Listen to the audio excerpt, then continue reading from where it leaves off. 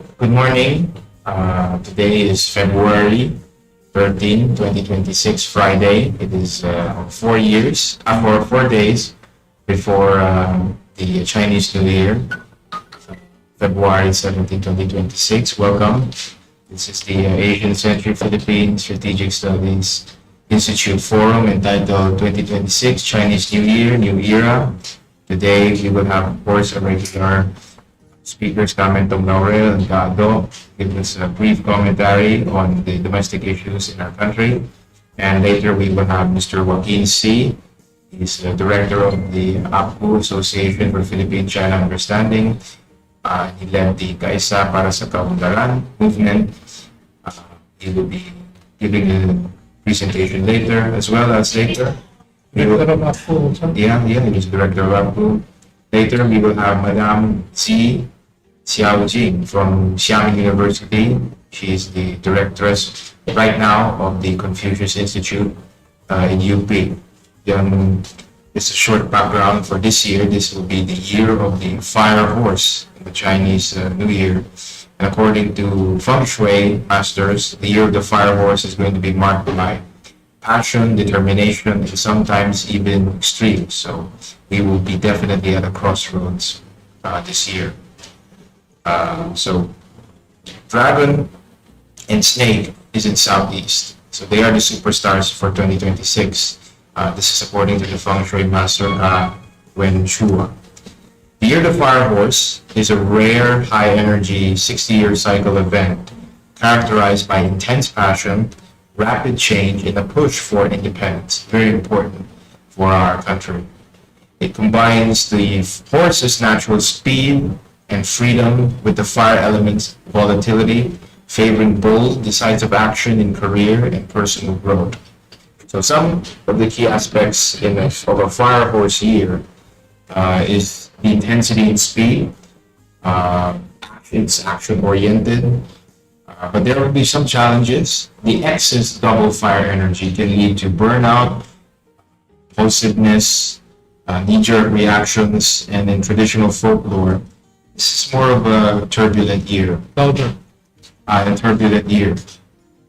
The impact of the fire horse is often associated with high investor confidence, technological advancements, and significant, sometimes disruptive social shifts.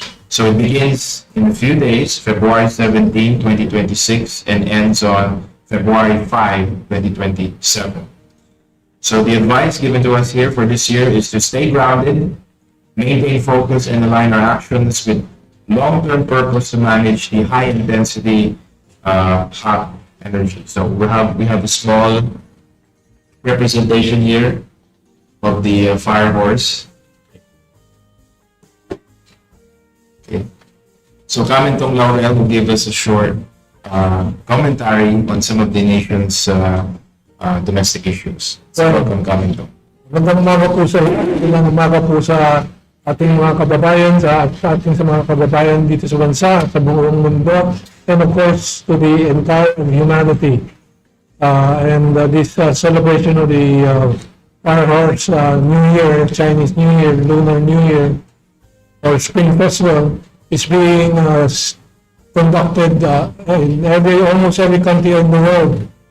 And of course, in the Philippines, we have had the oldest Chinatown in the world, and so maybe the oldest Chinese New Year celebration outside of China.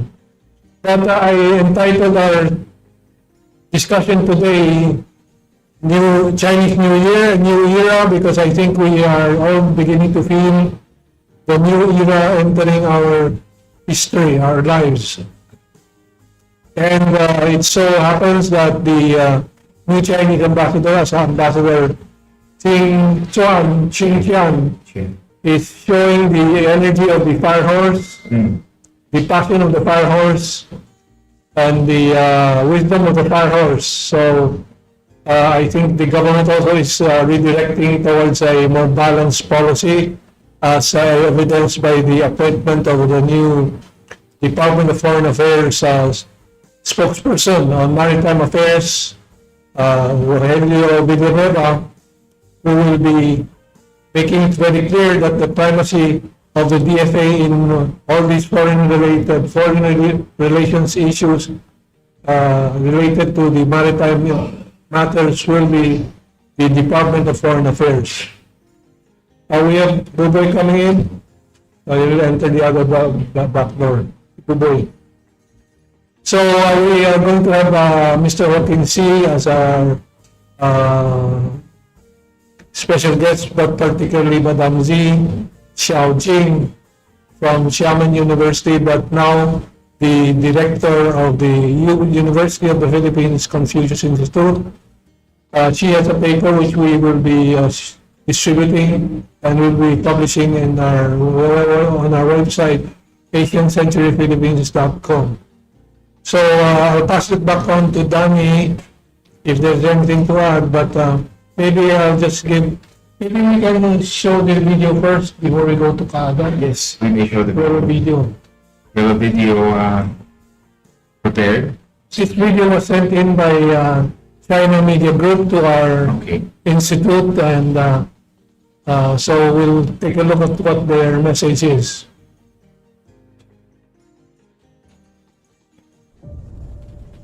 Spring Festival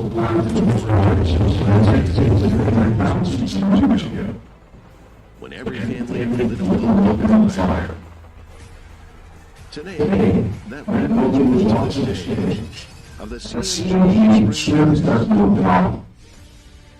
This is where it gets cool. When the future meets timeless aesthetics.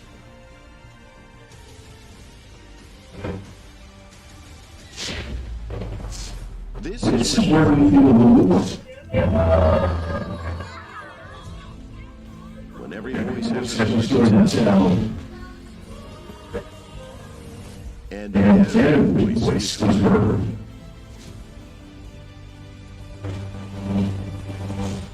And this is what the celebration is about.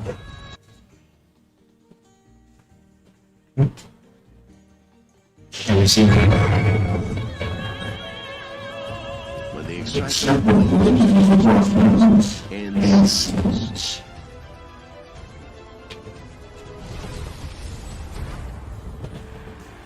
In China, around the world, wherever you are, you are coming home.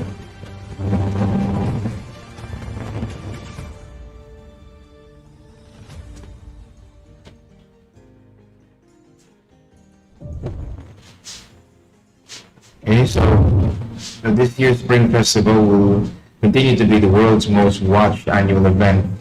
Later, Madame Xi of the Confucius Institute in UP will expand on the celebration and the themes for this year's Spring Festival, which is to embrace the beauty of commonality and diversity.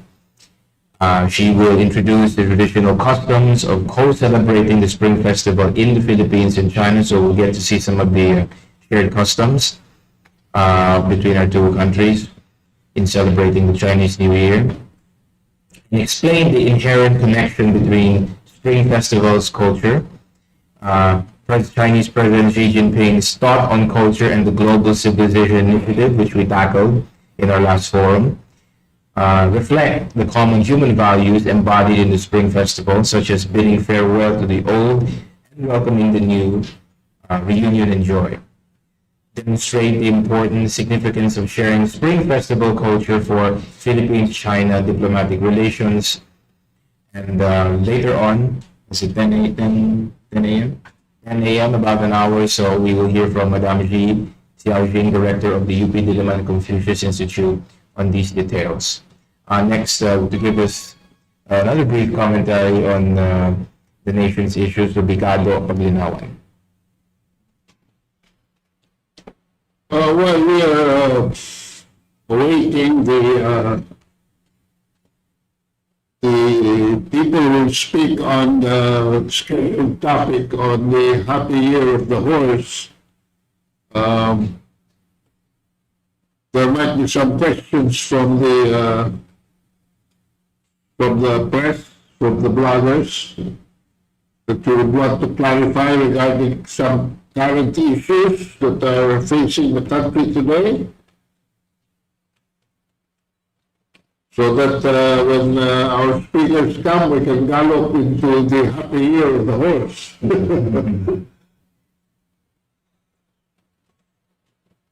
For my part, I'd just like to segue a little bit on the issues that is confronting a lot of our government officials now, as this has also become the year of the debates. And we are anticipating a debate between Commodore J. Tariela and our scholar, Rolando Sasso, as well as Senator Rolando Marcoleta, against expired Associate Justice Antonio Carpio.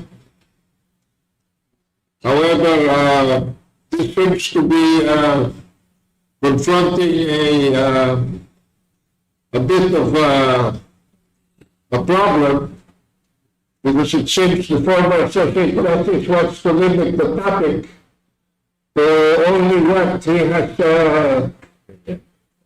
prepared for. It seems that the Associate Justice has not yet even read UNCLOS and has not even mastered the 2016 arbitral ruling, and has been resorting to insulting, casting ad hominem remarks against the senator, who is only earnestly interested in fact-checking and in aid of legislation, discover the loopholes in our lawmaking that will make better laws and better legislation for better enforceability of our claims in the South China Sea. Foremost of this is what we have covered in my column, Century Journal, where Carpio called Marcoleta in the caliber of lawyers belonging to the lowest rung. Grabe. Yeah? Sinunod na naman former Actor Justice School na also. At sinabi niya na Marcoleta is a legal mind who has not yet reached his cover. Hindi ko maintindihan kung bakit ang pagbabastos ng isang Commodore kumalat sa Senado at ngayon naapektuhan ang utak ng mga former magistrates natin sa Supreme Court. Alam po ninyo, nung ako'y nag-aaral, meron akong kapag-aralan na pagka nawala ng argumento, mga gusto mag-debate, hinahampas ka lang ang lamesa. Gumagawa na lang ang ingay, o kaya ay nag-i-resort naman sa insulto. Well, hindi ko na makakatagalan ito. I would just like to mention one particular instance. Kasi napakahaba ng article. And I would like to call the attention, lalo na ngayon year of the fire horse. Maghiri-hiri tayo sa ating mga salita. Dahil ang panahon ito po ay bulong-bulo ng mga pwede maging mapusok na pangyayari. Lalo na at hindi lang China, pati Malaysia, nagsalita na hawagin sa ating mga expansive claims dito sa South China Sea. At sabi po ni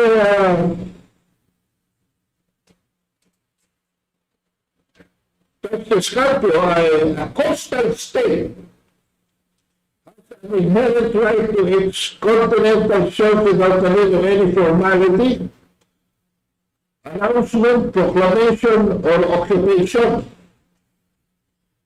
There is therefore no need to proclaim the coordinates of the outer limits of the coastal exclusive economic zone. Nabanggit siya ng dalawang artikulo ng UNCLOS, 76 at 77, para patunayan ang kanyang posisyon. Ang hindi ko maintindihan ay kung paano napunta si Carpio sa Article 76 at 77 nang hindi dumadaan sa Article 74 at 75. Hindi ko na pakakahaba yung para masahin ang Article 74 pero piniretso na ako sa Article 75 ng UNCLOS. Ito po ang sinasabi. The outer limit lines of the exclusive economic zone and the lines of the limitation drawn in accordance with Article 74 shall be shown. Hindi sinabing will be shown. May compulsion, shall ang ginamit.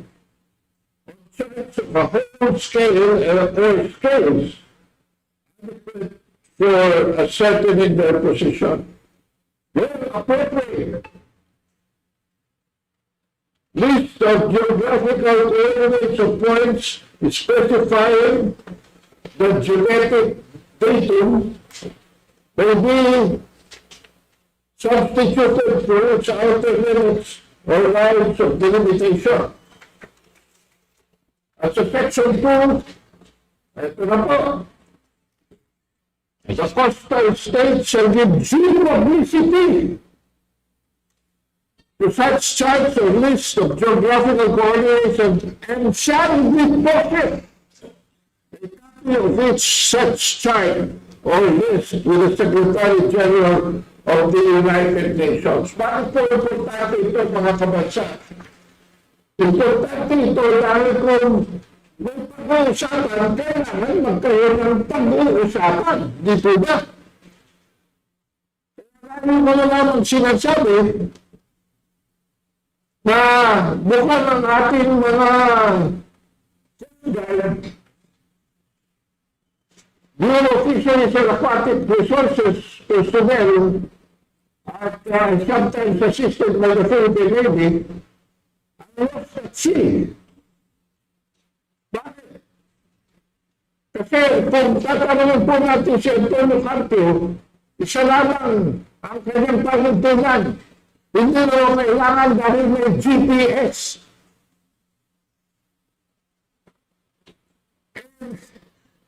Kaya naman tayo nawawala, naliligaw sa GPS ang ating ginagamit. Ano naman, miski tingnan nyo sa inyong Google, i-Google nyo, tanong nyo ang Google nyo, pwede ba tayo mag-race? Pwede ba tayo mag-race? Sa karagatan? At bakit ito yung sagot ang Google? Hindi. Nakalimutan kasi ng ating mga opisyalis na wala pa yung mga kalsada at yung mga address sa laot. Bakit kailangan natin ito? Sa Article 74, subsection 3, the states concerned in a spirit of understanding and cooperation shall make every effort to enter into provisional agreements. Kung hindi pa naka-final agreement, pumasok muna sa provisional agreements of practical nature. Ang tawag dyan, protocol. During the transitional period and to jeopardy. So it's not to jeopardize after the reaching of a final agreement. So dito na makikita mga kabansa, na lahat ng mga China haters, China na tinatawag na yung ating mga senador na Chinadors, Hindi sila interesado na resolbahan ang gusto. Kaya hindi, ang kanilang interes ay buluhin ang usapan. Doon, pagkaktan ang paglalakaw ng gobyerno nito ng ating trilyones sa pamamagitan ng flood control projects. Hiyain ang China. Bakit kailangan hiyain ang China? Dahil ang kanilang sponsor ay kailangan magkaroon ng FONOPS, Freedom of Navigation Operations doon sa South China Sea. Kaya ang atake ay ang slide. At kagaya sa Pilipinas,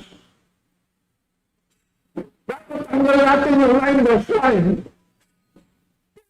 Tanggal natin yung kalahati ng West Philippine Sea.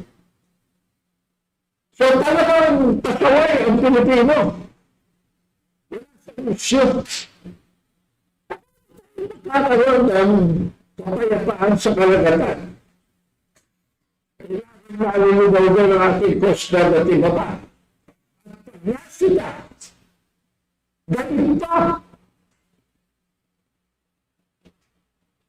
Kaya dito, binablakay, binawater cannon, nililaser, sinusulit tayo. Ano? Kastusan yan! Hindi na kayo ma-explain kung bakit sila nandoon. Huh? So sa sinasabi ni Tangera na kailangan i-assert natin ang ating rights dyan, ako yung nanunula, kailangan i-assert natin ang rights natin dyan. Ating mga batas. Problema, mayroon din batas ng Vietnam, may batas din ng China, may batas din ng Malaysia. Gusto nilang paiwan. Hindi tayo papasok sa kasubuan na matino. Hindi ang representation of a second foreigner. Hindi tayo susunod sa international law, kundi pagpapatuloy natin ang US rule-based order ng Amerikano. Hindi magkakagulo. Anong tawag sa gulo mo yan? Tumbang preso? Anong tawag dyan? Pula puti? Anong tawag dyan? Kaya na ng daga? Hindi po, ang tawag dyan, gera. At naglalaban siya na yung mga trolls na pati military, marami ng trolls kayo. May isang nabasa akong troll na colonel. At sinasabi niya, nung mabasa ko, sabi ko, tutok mo, ikaw na lang. Dahil pinaglalaban mo mga Amerikano. Hindi yung mga Pilipino, ang mga Pilipino, dahil sa pagsasalauna ninyo.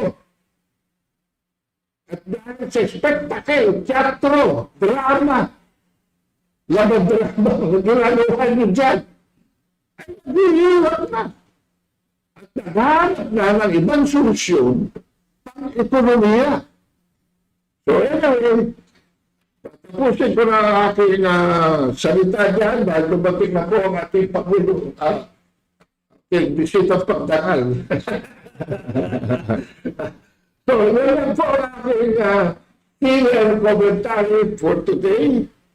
And we welcome you all to the happy year of the horse. And I hope that our government official will stop horsing around. No? And start putting logic, patience, understanding, and peace into whatever conflict we want to resolve in the South China Sea. Salamat po. Tulad ng pasimula po natin kanina, sabi natin the year of the fire horse is going to be marked by energy, passion, at nakita po natin mula kay Kaado Paginaon. And of course, from the Asian Century Philippines think tank, all these years, the energy and passion to fight for the truth and the facts and to fight for peace in Asia, to fight against the US proxy wars na napakalinaw po sa kasaysayan ng post-World War II history na halos taon-taon may binobomba, may sinasalakay ang Estados Unidos at ang itong mga anti-China elements dito sa Senado, yan sa Philippine Coast Guard, Philippine Navy, yan po ay mga kasangkapan ng mga Amerikano para ituloy ang kanilang proxy war po dito sa Pilipinas, sa Asia, para wasakin ang umuunlad na ekonomiya at kapayapaan at kaunlaran ng Asia. But with that passionate speech, we now ask Danny to introduce our happier subject matter for today, the Chinese New Year and its role in later on with the Xiao Zhi in the Global Governance Initiative. Kasama Joaquin here, who is our own friend, will be dwelling on the Philippine practices and over the centuries. Okay. Danny, please. Thank you, Kado, for your very impassioned presentation and your speech earlier. Our guest has arrived, Mr. Joaquin C. As I said earlier, he will be giving us a premiere on the Spring Festival and some of the practices in this country and how it crosses with what is being the customs in China. Again, let's welcome Mr. Joaquin C., Director of APCU, and he had led the Kaisa para sa Kaunlaran movement. Thank you. Maraming salamat. Kung mahirap sundan yung passion ni Kaado. Anyway, narinig ko yung huling bahagi na sinabi ni Kaado. Ang ano nga daw ngayong taon 2026 starting February 17, Year of the Fire Horse. No? Meron akong pinapakinggan sa China TV na isang Feng Shui master at yung Feng Shui naman yan, halos pamahiin yan. Like to present this one. Okay. yung Feng Shui halos pamahiin, pero yung pinapakinggan ko ng Feng Shui master, mukhang seryoso. Sabi niya, since this is the year of the fire horse, sabi niya, yung horse, ano na yan sa lahat ng mga animal symbols sa Chinese zodiac, yan ang simbolo ng vitality, vigor. Agresibo na talaga yung horse, no? Isa sa mga Louder. isa sa mga tinuturing na major na animal symbol. At sabi niya, dahil ganun na, mainit na yung kabayo, masigla, mas fire pa, dapat daw tong taon na to, medyo cool tayo. He actually advised na bawasan ng pagsusuot ng pula. No? Although for this program, nagpula tayo, bawasan ng pagsuot ng pula dahil sabi niya, masyado na yung maalam, masyado maapoy. No? So, ang ini-encourage niya, magsuot ng mga neutral colors, mga earth colors, parang ganon. Anyway, tinanggap ko yung imbitasyon ni Herman na magpunta rito. Hindi ko alam kung ano sabihin ko, no? Pero tinignan ko yung Chinese New Year, New Era. Bago siguro tayo pumunta doon sa yung paano natin pinagdiriwang yung Chinese New Year sa Pilipinas, Pilipinas. Siguro i-define natin ano yung New Era. Ano ba yung New Era, no? Palagay ko yung mahalaga yung sinabi ni Prime Minister Carney, Canadian Prime Minister do sa Davos. Sabi niya, he actually said na the US-centered world order has been disrupted. Na mahalaga yung statement niya na yun. Para niya sinasabi na tapos na yung kaayusan ng mundo na dinodomina o dinidiktahan ng US. No? At nakita natin yung mga sumunod na pangyayari, di ba? Siyempre si Carney, Canadian yan Masakit na masakit sa kalooban niya na ginanon siya, binira siya ni Trump, kahit na sila yung pinakamalapit na magkamag-anak, magkaalyado, magkapitbahay, parang gano'n. So, kita natin, nagpupuntahan na yung mga major countries, mga European. Pumipila sila, may pila sila para makausap si Xi Jinping, mga pinakamayayabang na bansa dati. UK, France, pupunta sila kay Xi Jinping, ano? Just a century ago, yung mga bansang kanluranin, inapi nila yung China, di ba? Yung UK gumamit pa ng opium, pero biglang nabago. Yung mga kuli nung a century ago, sila na yung pinupuntahan ng mga Western powers. So siguro yun ang definition ng new era. Yung panahon na ang China isa ng mayaman at makapangyarihang bansa. Kung titignan natin yung kasaysayan ng China kasi, although sinasabi natin na 5,000 years of civilization, pero yung China mismo as a country, as an empire, nabuo yan nung Qin Dynasty. Qin Dynasty, mga ano yan mga 20 years before Christ. Nauna ng konti kay Kristo. Yan yung panahon na before that, ang China is hati-hati. Hati-hati ng mga estado, warring states. Pero nung naging emperador si Qin Shi Huang, the first emperor, pinagkaisa niya. He united China. So yun yung China na nalalaman natin ngayon, na isang buong estado. No? Marami siyang ginawa. Una, kinumpleto niya yung Great Wall. Dati yung Great Wall, existing naman yung mga bahagi, pero kinumpleto niya. Ini-standardize niya yung mga weight system, mga measuring system. Marami siyang ginawa na makabago, no? Bagamat maikli lang yung kanyang panunungkulan. At siya rin nagpagawa ng terracotta horses and warriors. No? Pero sa kabila nun, pobre pa rin ang China in general. No? Pobre pa rin.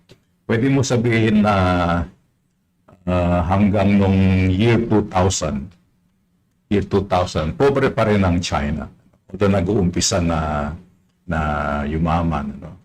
At nung alam natin siyempre yung history ng nung paano nabuo yung People's Republic of China, nabuo yun pagkatapos ng Civil War, tinalo ng mga hukbo ni Mao Zedong, yung mga hukbo ni Chiang Kai-shek, so nabuo yung People's Republic of China noong 1949, pero pobre pa rin ang China noon. No? At kaugnay nung New Era, noong 1950s, nung kinausap, hinarap ni Mao yung mga Chinese students na nag-aral sa Russia. Ang idol ng China ng Russia. Nag-aral sa Russia yung mga Chinese students. Pag uwi nila, kinausap sila ni Mao. At may sinabi si Mao. Sabi niya, balang araw, sabi niya, tongtong yata o sifong yung hanging silangan, dadaigin niya yung hanging kanluran. So it's like the East defeating subduing the West. No? But it took many years bago nangyari yun. Nangyari lang yung pagyaman ng China dahil ina-attribute kay Deng Xiaoping. Dati kasi before Deng Xiaoping, ang slogan ng Communist Party is Yu Zuan Yu Hong, expert and red. Kailangan na yung red na red yung utak mo. Pero kahit na eksperto ka, no? Pero pagdating kay Deng Xiaoping, I think that was 1979, alam niyo yung statement na di ba, yung it doesn't matter whether a cat is black or white as long as it catches the mice. Hindi mahalaga kung yung pusa pula o itim o puti, basta kaya niya manghuli ng daga. So ang emphasis niya doon sa kakayahan ng tao. No? At dahil doon, pwede mo sabihin na na-unleash yung creativity ng mga Chino. So yun na nag-umpisa na nag-develop ang China economically. At although sinasabi sa akin sa nakausap ko na Chinese embassy official, trade official to And that was, I think more than 10 years ago, sabi niya sa akin, alam mo, sabi niya yung economic prosperity ng China was achieved by sacrificing one generation. Isang henerasyon, dahil China took advantage of yung globalization, they open up China para yung mga foreign factories, they can go to China to take advantage of China's so-called cheap labor. Pero iba yung mga Chino hinayaan nila na pumasok yung mga foreign companies, magdala ng mga makabagong makina. Pero ano lang yan, after 10 years, kabisado na nila yung mga makina. After 20 years, gumagawa na sila ng sarili nilang makina. Nung late 1990s, I was managing a manufacturing firm. So I traveled frequently to Europe, yung mga bansa na pinagdausan ng machinery show, sa Germany, sa France, Switzerland. And that time, ang pangunahing bumibili na ng mga European machine, mga Chinese companies. Chinese companies. But after that, after a few years, may nakita ko na Chinese technician na medyo kilala ko. Tinitignan niya yung makina. Ano ginagawa mo? Tinitignan ko to. I can do my machine this way. Pwede sabihin na nangopya sila. Na yung madalas accusation sa mga Chinese, nangopya sila. Pero ano ba yung masama sa pangongopya? No? Even the Japanese did that. No? Even the South Koreans did that. No? And after that, they were producing their own machineries. And they were so proud of their machines. Sabi nila, gawa namin to. Although hindi ganun ka-sophisticated, gaya ng mga European machines, pero gawa nila. And pagdating sa tinatawag natin yung era ngayon, lalo na in the last 2 years, nakita natin yung technological advancement ng China. Maraming bagay, pinaig na nila yung mga dating bansa na pinaka-advanced, pinaka-technologically advanced. Ako na tinalo nila South Koreans and Japanese. Diba? Tinalo ng mga South Koreans yung mga Japanese, yung mga dating negosyo ng Japan, napunta sa South Korea. TV, cellphone, kotse. Tapos ngayon naman, napunta sa mga Chinese. No? Just 3 years ago, pinagtatawanan ni Elon Musk yung mga Chino. Sabi niya, mga Chinese, they cannot produce good electric vehicles. Pero ngayon, tinalo na sila tinalo na ng mga Chinese si Tesla, di ba? Sa space. Dati ayaw nila pasalihin yung China sa space station, yung International Space Station. Tinira nila China. So napilitan yung China gumawa na sarili nilang space station. Ngayon, mas moderno yung modular type na space station nila, di ba? Napapalawak nila, napapalaki nila, depende sa pangailangan nila. Yung mga Japanese, hindi nakagawa ng passenger plane. They asked Mitsubishi to develop a passenger plane for Japan. 30 years, hindi nagawa. Hanggang sumuko na lang. But the Chinese are now producing Comac 919, yung narrow-bodied. At marami sila tanggap na order, libo-libo na. And they're now developing yung wide-bodied. Sa science, di ba? Na sa mga Western, sinasabi nila na yung scientific research, daig na ng mga ng Chinese universities, yung mga Western universities. At marami pang iba. At for the first time, last year, yung GDP ng China is, nakalimutan ko yung figure, but it's the highest in history. Despite yung mga trade war ni Trump. So, yun yung sa iba pa mga teknolohiya, sa mga drone, kung ano pa, daig na ng China ang kanluran. At masyado nang umasa yung kanluran sa kakayahan ng China sa manufacturing. Kaya pati US, hirap na tumiwalag sa magdecouple sa China. So yun yung new era. Pero kahit na sabihin natin na nagbago na ang China mula sa pagiging pobre at sa pagiging mayaman, yung essence ng pagse-celebrate nila ng Chinese New Year, andun pa rin. Ang alam natin siyempre na yung Chinese New Year nakabase yan sa lunar calendar, minsan tinatawag na Chinese calendar.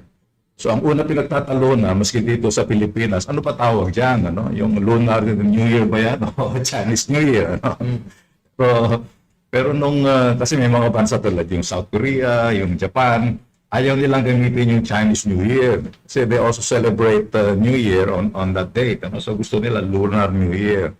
Pero last year yata, 2 years ago, nung dineklara ng UNESCO, they used the term last year, Chinese New Year.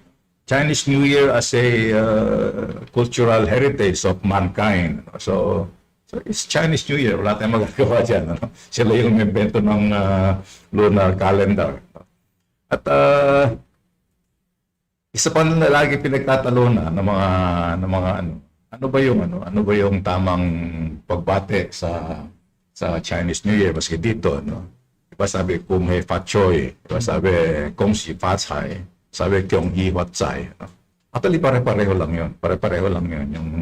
Yung isa lang ang naging naunang sumikat, na maski dito sa Pilipinas, yung kung he fat choy, dahil yun na ginagamit sa Hong Kong. Cantonese. Cantonese, ano, at mahabang panahon na ang open, ang free port ng China is Hong Kong, di ba?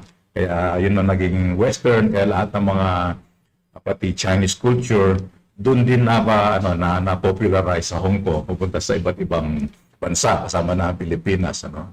But if you look at the literal translation of Kung Si Fa Cai or Kung He Fa Choy, it's not really Happy New Year.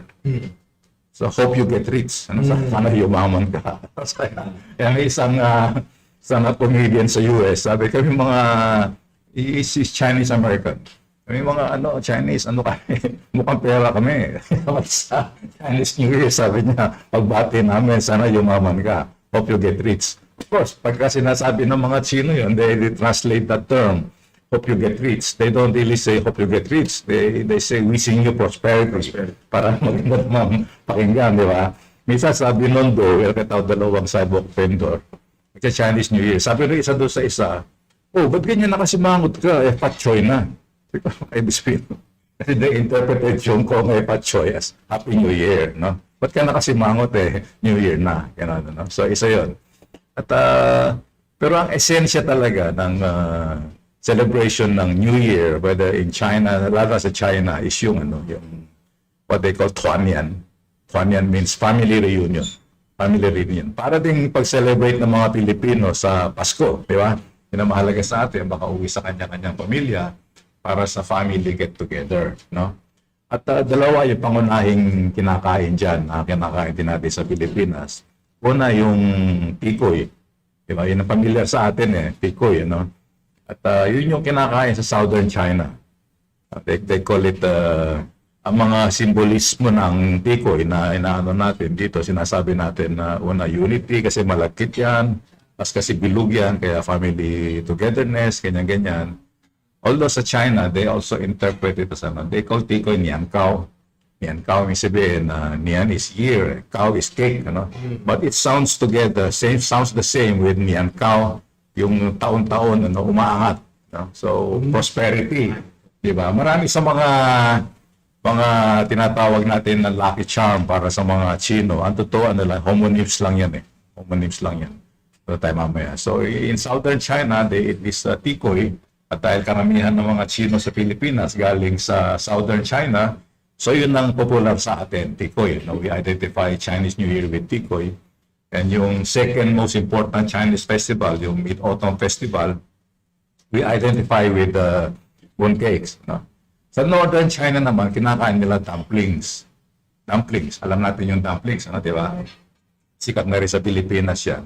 Ang simbolismo naman ng dumpling, prosperity rin yan o wealth. Kasi yung hugis niya, parang silver ingot, parang yung pera nila noon panahon gawa sa pilak. No? So, ganun yun. Pero bukod doon, bukod sa ganong simbolismo na kayamanan, tradisyon ng mga Chino na na gumawa ng sarili nilang dumpling. Family activity yan. Before Chinese New Year, gumagawa silang dumpling. So, ito yun. So, sa atin dito, wala na ganong tradisyon. Binibili na lang natin. So, yun. Tapos nabanggit ko kanina yung Chinese lucky charms, yung pag na incidentally nung pinag-uusapan sa Senado kung gagawing official holiday yung Chinese New Year, kasama ako doon sa mga kinatawan ng Chinese community.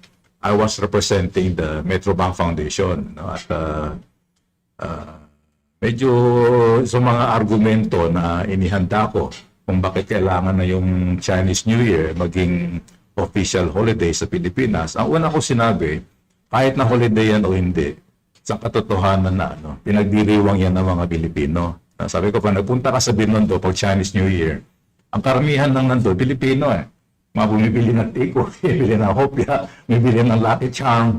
Puro yan, puro Pinoy, di ba? Secondly, ako, yung mga Chinoy, mga Chinese Filipinos, these are Filipinos, ano? They so happen to be of ethnic Chinese, ano? Pero mga Filipino citizens, mga Pilipino sila. So they are really a cultural minority sa Pilipinas. Ano? Kagaya din ng mga Muslim. Kung titignan mo ako yung listahan ng mga holiday natin, dalawa yung holiday na galing sa mga Muslim, di ba? Hindi ko alam ang mga bigkas, no? Pero dalawa yun eh. So sabi ko yung mga Chinoy meron din namang ambag sa sa Pilipinas, sa ekonomiya. So dapat lang din they deserve a official holiday of their own, di ba? Yun ay isang argumento. Sa argumento, sabi ko if you look at Southeast Asia, marami sa mga Southeast Asian countries, holiday na yung yung Chinese holiday, yung Chinese New Year, di ba? Vietnam, Indonesia, Thailand, ganyan. At nakakabuti yun sa ekonomiya nila. No? They attract Chinese tourists. So, dapat lang kako na gawin na rin natin official holiday, Chinese New Year. Handa ako nun ang mga aliado natin sa pagsusulong na gawing holiday, yung Chinese New Year. Sila si Senator Angara at the time, Senator Legarda. Ang mga kontrang-kontra talaga si Serbs Osmania. Pero holiday naman na ngayon, holiday na ngayon. Yung nasabi ko yung mga tinuturing natin na lucky charm. Ano ba yung mga tinuturing na swerte ng mga Pilipino kaugnay ng Chinese New Year?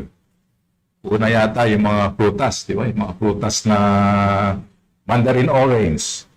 Mandarin orange is considered swerte. Hindi dahil bilog siya, kundi dahil sa homonym. Dahil yung Chinese character for Mandarin orange, which is Qi is katunog ng Chinese character para sa swerte. Qi. Dahil katunog siya ng swerte, tinuring siya na swerte na rin. Yung pinya, pineapple, it's considered a lucky fruit sa southern China because the way they say it in Hokkien is onglai, yung pangalan ng pinya. And that sounds the same with onglai, dumating ang swerte. So, homonym lang uli, walang kinalaman sa hugis ng pinya o pero dahil sa tunog niya, But the persimmon is considered swerte, and nothing to do with the shape or the taste, whatever, because there's a Chinese saying called si si ruyi. Si si ruyi, sabihin lahat ng bagay maswerte, no? Si is bagay, mga bagay-bagay. And the persimmon, the Chinese term happens to be si, no? So kakatunog siya ng mga bagay-bagay, ganyan, Yun. O yung isda, ang pinakamaswerte na lucky charm as far as the Chinese are concerned is yung isda, fish. Again, homonym, because the Chinese term for fish is yu, and it sounds the same with the Chinese character for abundance, yi. So they say, nian yo yi, taon-taon may isda. Nian yo yi, nian is year, nian yo yi, taon-taon may isda. Which really means taon-taon may swerte. Taon-taon masagana. Taon-taon. Kaya sa mga Chinese dinner, New Year's Eve, para sa New Year's Eve, paski sa mga Chinoy, ang centerpiece lagi yung isda. At niluluto nila yung isda na buo siya. Buo, hindi siya mga western, wala yung ulo. Wala yung buto. Meron fillet. But the Chinese, it's always full. It's always one whole. May kinalaman doon sa Chinese saying na yoto, yowei, may ulo, may buntot. Sabihin, ano ibig sabihin nun? Literally, may ulo, may buntot. Sabihin, ano mang gawin natin, may umpisa, may katapusan. At ang inumpisahan natin, tapusin natin. So it has something to do with the very popular Chinese idiom. At may mga pamilya na although centerpiece ng New Year's Eve dinner yung isda, hindi nila kinakain. Pinagpapabukas nila para sa New Year mismo. Para ibig sabihin, yung New Year nila, masagana dahil may isda sila. Ganon. So, yun ang so, it's really all about sound, about homonym. Pati paniki. Yung paniki, yun as a Western culture, yan? kinokonekta nga sa, maski sa Pinoy culture, kinokonekta nga sa gabi ng lagim, di ba? Yung paniki, pangit yan, nakakatakot. Pero sa mga Chinese, maswerte yung paniki. If you look at antique furniture gawa sa China, may paniki doon, inverted, baliktad. Kasi ang term for paniki is fu, no? Which sounds the same with the Chinese character for happiness and good luck. Yung pinaka-popular na Chinese character, whatever the time of the year, no? Yung character na fu, because makikita mo yan sa mga kalendaryo, sa mga patamuti. No? Dahil ibig sabihin doon, maswerte, no? At kaligayahan. At dahil yung term for paniki is katunog, maswerte na rin yung paniki. Pati yung mga yung mga kinoconsider inauspicious, mga hindi maswerte na bagay. Ganun din. Something to do with sound. Like yung relo.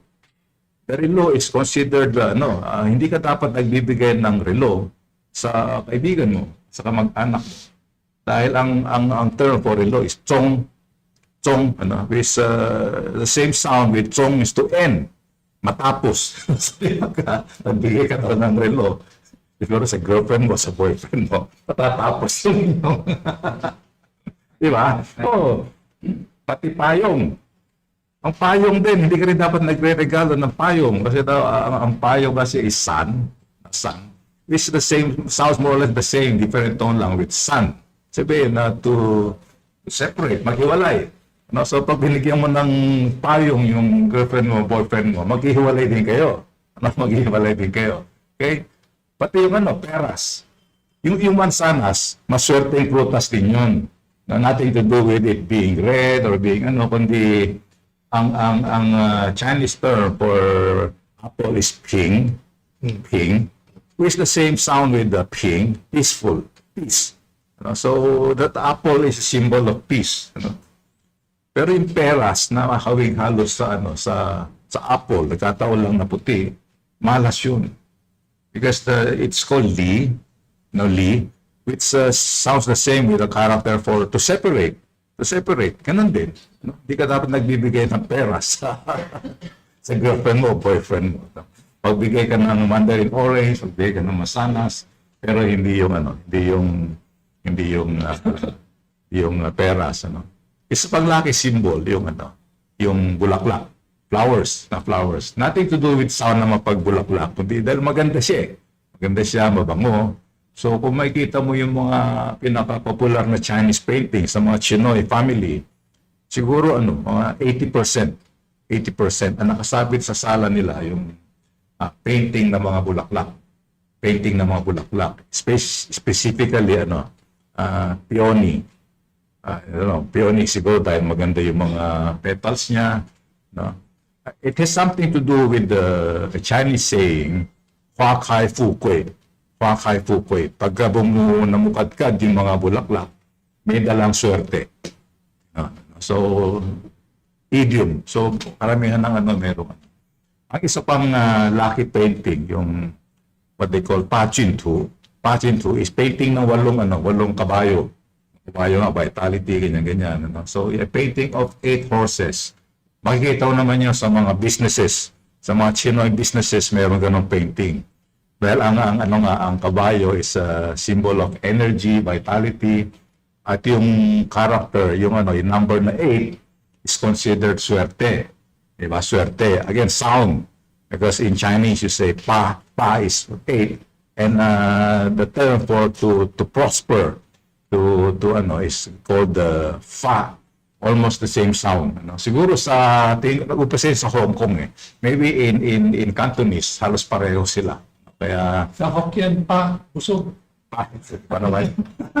busog ka pa, di ba? May progressive ka na, nagpo-prosper pa na, busog ka pa. Di ba? The surest sign na prosperous ka, busog ka. Di ba? Busog ka. Kaya yung mga Chinese, makaramihang biro yun. Sabi nila, parang they look at your tummy and they say, Hokkien, parang sinuswerte ka. Kasi nakatingin si Chan mo. Isa yun. Tapos yung fifth, tayo yung fifth is swerte, it means abundance, di ba? And a common painting, yung painting of nine faces, siyam na isda. Bakit siyam? Dahil siyam daw ang pinakamaswerte na numero. Wala na mas maswerte pa sa siyam. Yun ang numero ng mga emperador. If you go to that Temple of Heaven, sa kung saan na nagdadasal yung mga emperador sa langit, yung mga nila, yung tiles nila, puro yun, multiples of 9, 18, ganyan. Dahil ang Chio, again, homonym, because 9 is called Chio, and it's same sound with Chio, which means eternal or forever. So, yung painting na siyam na isda, yun ang pinakamaswerte. Kaya bisa nakita ko isang Pinoy painter, si Fernando Sena yata yun.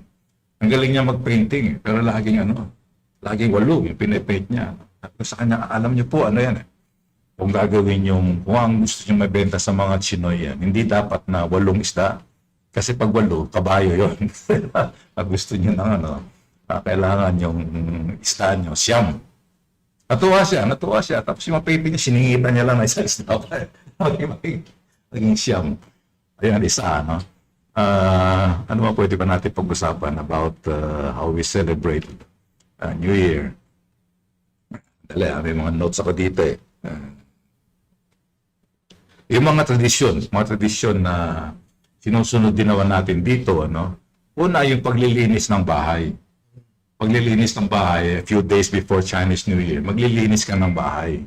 At yung mga lumang bagay na sira na, luma na hindi mo na ginagamit, dapat tinatapon mo na yan.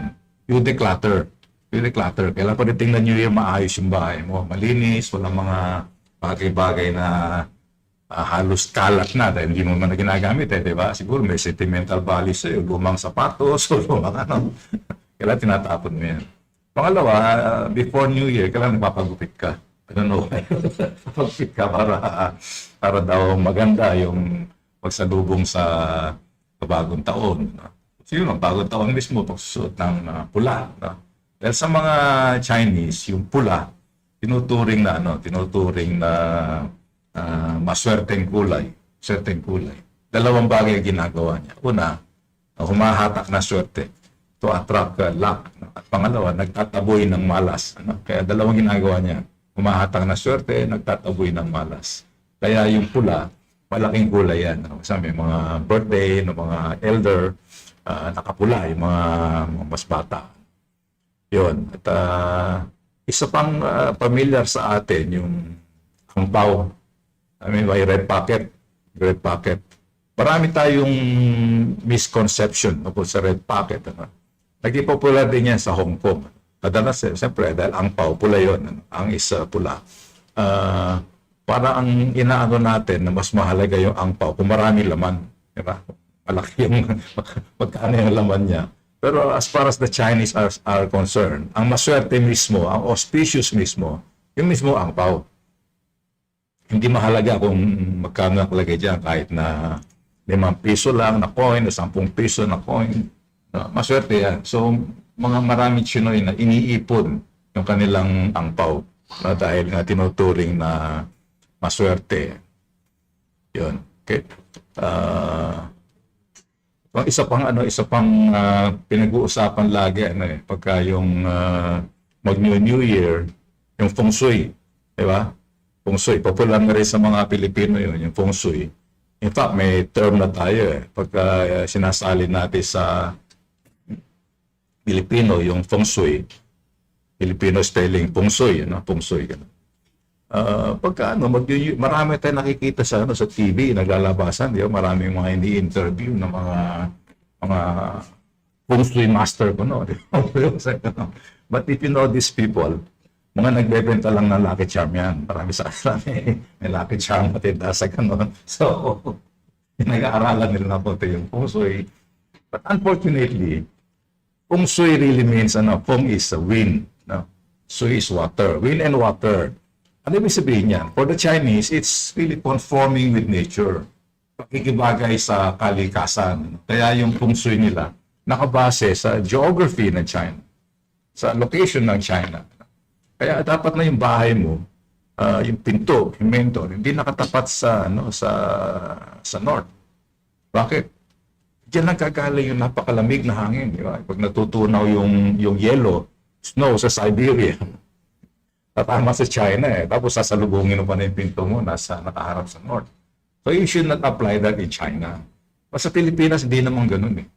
Hindi naman ganun na kailangan na sundin mo yun. Di ba naman yung location natin? Sa atin, sa mga Chino, they adapted to that.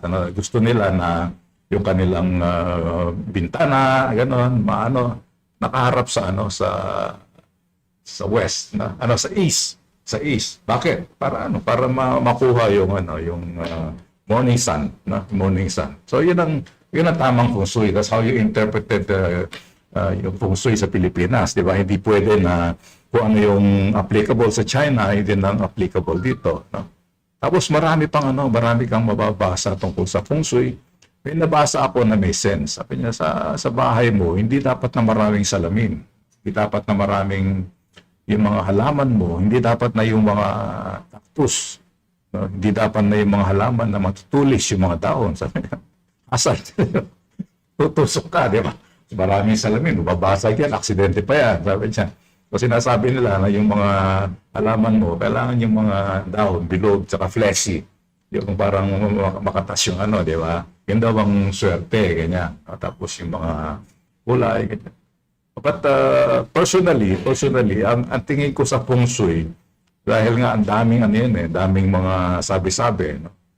Ang pinaniniwalaan ko sa feng shui, yung definition ng isang Buddhist leader, si Master Xing Yun. Si Master Xing Yun, siya, isa sa mga nagtatag ng pinaka-popular na Buddhist group na nakabase sa Taiwan. No? At yung kanyang group, yung Fokuangsan, mayroong dito, may branch diyan sa may Vito Cruz, yung Mabuhay Temple, Mabuhay Temple. Si Master Xing Yun, kilala siya hindi lang na Buddhist leader, kundi bilang political leader, bilang intellectual. At pati yung mga Chinese leader dati, kahit bagamat taga-Taiwan siya, they welcome him. Sila Hu Jintao, they welcome him. Ayaw ka lang ko si Xi Jinping kung kasi namatay na rin si Master Xing Yun 3 years ago, I think 3 years ago. Minsan, they asked me to translate his sayings. 10 volumes. Mga 100 pages per volume. Pero bawat page, natitira na lang 1/3. Kasi yung 1/3, yung original in Chinese. And then they had somebody translated it into English, pangalawa. Sabi nila, i-translate mo nga sa Filipino because we want to popularize it. Yung Mabuhay Temple sa Vito Cruz, we want to popularize it among Filipinos. Sabi. So I did it. Libre ako noon, 10 volumes. I did it in 14 days. Binigay ko, pero hindi pa nila napapublish. Kilala siya na calligrapher. Pag sinasabi sa kanya ng mga kasama niya, Master, wala natang pera. Sabihin niya, I will write. I will do calligraphy. Susulat siya. At milyones kung bilhin yung kanyang calligraphy. Dahil ang Chinese painting and Chinese calligraphy, kumisa hindi yung nakalagay doon ng may value. Ang may value kung sino gumawa nun. Diba? At dahil kilala siyang intellectual, worldwide, so yung kanyang calligraphy, minsan 3 characters lang. 1 million na yun. Taiwan dollar, ganyan. Kahit na nung may edad na siya at mahina na yung kanyang paningin, nagsusulat pa rin siya. Although, ang inimbento niya, yung tinawag niya na one stroke calligraphy. Pagka binaba niya yung kanyang ink brush, kanyang tuloy-tuloy na yun. Kasi pag tinaas pa niya, hindi niya na makikita. Hindi na makikita kung nasaan. So, makikita mo yung mahuling gawa niya, parang nanginginig yung At sinuma niya yung feng shui. Sabi niya, for me, good feng shui is, can be summarized in 4 characters. At sabi niya, yun? How ren, how ti. How ren, how ti. How is good. Mabuting tao, mabuting lugar. Sabi niya, wala sa lugar yan. Nasa tao yan. Sabi niya, kung mabuting tao ka, kaysa ka magpunta, dala mo yung good feng shui. So, nasa tao yan. So, mas pinaniniwalaan ko yun kasi madali tandaan. Pag yung mga swerte, malas, mahirap patandaan yan. Although I personally, as like any ordinary Chinoy, I practice yung mga pag-aalay ng mga prutas, no? Pero dalawang prutas lang inaalay ko. Yung mandarin orange, tsaka yung pinya. Kasi maganda na tingnan yun. Pero ka pinya sa gitna, may mga mandarin orange ka, pwede na yun. Ano? Kung gusto mo, medyo makulay, palagay mo na konting mansanas. Yung pag-aalay ng sandusen ng bilog na prutas o 10 bilog na prutas na madalas gawin ng mga Pilipino pag bagong taon, mukhang ano yun eh, mukhang Western influence eh, no? Mukhang Spanish influence ano. Dahil ang mga Chino hindi naman naniniwala doon. Hindi naman naniniwala doon. Pwede sa kanila yung pinya, mandarin orange, at mansanas, pwede na yun. So, more or less ganun. More or less ganun natin ang pinakain nga, mayaman man o pobre yung China, yung pinaka-essence, pinaka-core na pagdiriwang ng Chinese New Year, yung family reunion. Tinatawag nilang Tuanian. Tuanian. Yung pagsasalo-salo. Na kaya, ano yan eh, pinaka-busy na taon, pinaka-busy na panahon sa China, Chinese New Year. Yung bilang ng mga tao na umuwi sa kanya-kanyang pamilya, yun ang pinaka-heavy yung traffic. Ano. So, kapareho din natin. Kapag din mga Pilipino na bago magpasko, talagang siksikan sa bus station, di ba? Fully book yung mga aeroplano. Ganun din. Ano. So walang masyadong kaiban. Walang masyadong kaiban yung pinaka-essence ng pagdiriwang Pasko ng mga Pilipino at pagdiriwang ng bagong taon ng mga Chino. So, ganun muna siguro. Yes, tama. Ang dami kong natutuhan. May 75% ng Chinoy. Ang dami kong natutuhan customs pala na mali-mali ng aking nawa. So, thank you very much, Mr. Mackenzie. Ay, dagdag ko lang siguro, na-miss ko. Yung tungkol sa 12 animal symbols, 12 animal symbols. Alam niyo yung istorya nun, paano nagkaroon ng dalawang hayop. Legend lang yan, legend. Yung daw si Jade Emperor, they call him the Jade Emperor, na naisip daw na bigyan ng pangalan yung taon sa Chinese calendar. So nagpano siya, karera, kung sino yung 12 na makararating sa kanya. So yun yung naging order, yung ox. Ano. Ang istorya daw noon, yung daga, pumangkas to sa baka. Malapit na raw tumalon yung daga, kaya nauna siya. Pagkakasunod-sunod, siyempre. Ano? Pero walang there's no such thing as a bad animal symbol in Chinese zodiac. Iisipin nila kung ano yung magandang katangian, like pagtaga, resourceful yan, maliksi yan, ganyan-ganyan, Pero ang hindi maitatatuan na ang pinaka tinuturing at pinakamalaking animal symbol, dragon. Dragon, which is mythical. Lahat ng hayop na nandun, totoo yun eh. Totoo yun, Pero dragon, wala naman dragon eh. Wala naman dragon, pero ang dragon inimbento ng mga Chino, pinagsama-sama nila yung mga walong hayop. Katawan ng ahas, kaliskis ng isda, yung tawag dito, claw ng agila, yung mukha ng sabi camelio, sabi kabayo, sungay ng baka, ganyan. So the dragon is supposed to combine all the good qualities. Kaya naman, tinaturing na malaking animal symbol ng mga Chino, to the point na they call themselves the descendants of the dragon, long to Chuanren. They consider themselves mga inapo ng dragon. At in recent years, may mga Chinese scholars na nagsasabi na we should no longer call the Chinese dragon as dragon, because in the Chinese term is long, which is different from the Western dragon. Sabi nila sa West, yung dragon, kontrabida yan eh. Di ba? Kontrabida yung Western dragon eh. Umubuga ng apoy, nanununog ng mga tao, gano'n. Pero yung dragon, Chinese dragon, di ba yan? Chinese dragon kaya lumipad sa langit kahit wala siyang papak. Kayang sumisid sa dagat kahit na kaya tumakbo na mabilis sa kalupaan. So we should not call that dragon anymore. Let's call that long. It's a Chinese term. Okay? Dani na long. Long. Tapos yung horse, the horse is also considered a major animals symbol. Ano kaya, di ba? Year of the horse. Because yung vitality, ganyan-ganyan. To the point that there's a Chinese saying called Long Ma Jingsen. They combine the dragon and the horse. Long Ma Jingsen.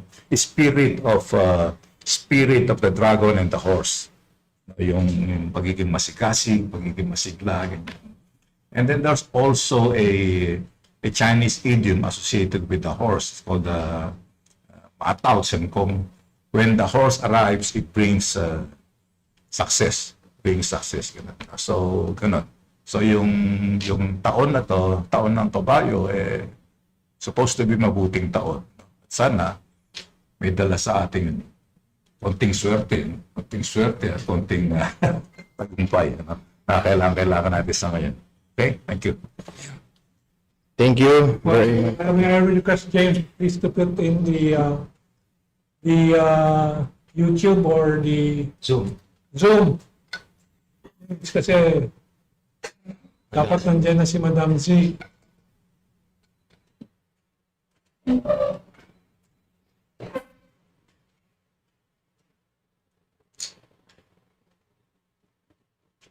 Can you look for Madam Z? There she is. She's here. She's in the Zoom now. Okay. Madam G, can you hear us? Please unmute. Yes, I am. Okay, good. All right, so Can we see your audio? are we able to see you, Okay. Camera? Okay. But I can't open it. It is written by you. Please pin Ma'am G. Please pin her.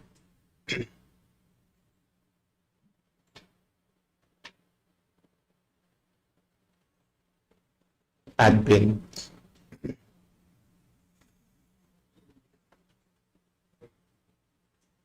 Okay, while we're setting that up, I'd like to thank Mr. Joaquin C. for enlightening all of us and the Filipino public. If you have any questions for our speakers, please send them on Facebook, YouTube, and Zoom. You have a question?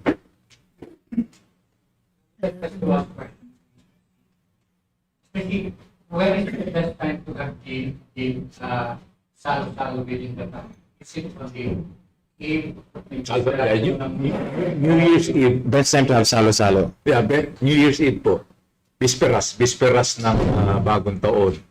Like this year, Chinese New Year falls on February 17. Yes. Kaya yung family dinner, February 16. That's Eve, no? Chinese New Year's Eve. New Year's Eve. Okay. Parang tayo, di ba? Ang Pasko, December 25, but we have, Yes. yung Noche Buena. Noche Buena, December 24, di ba?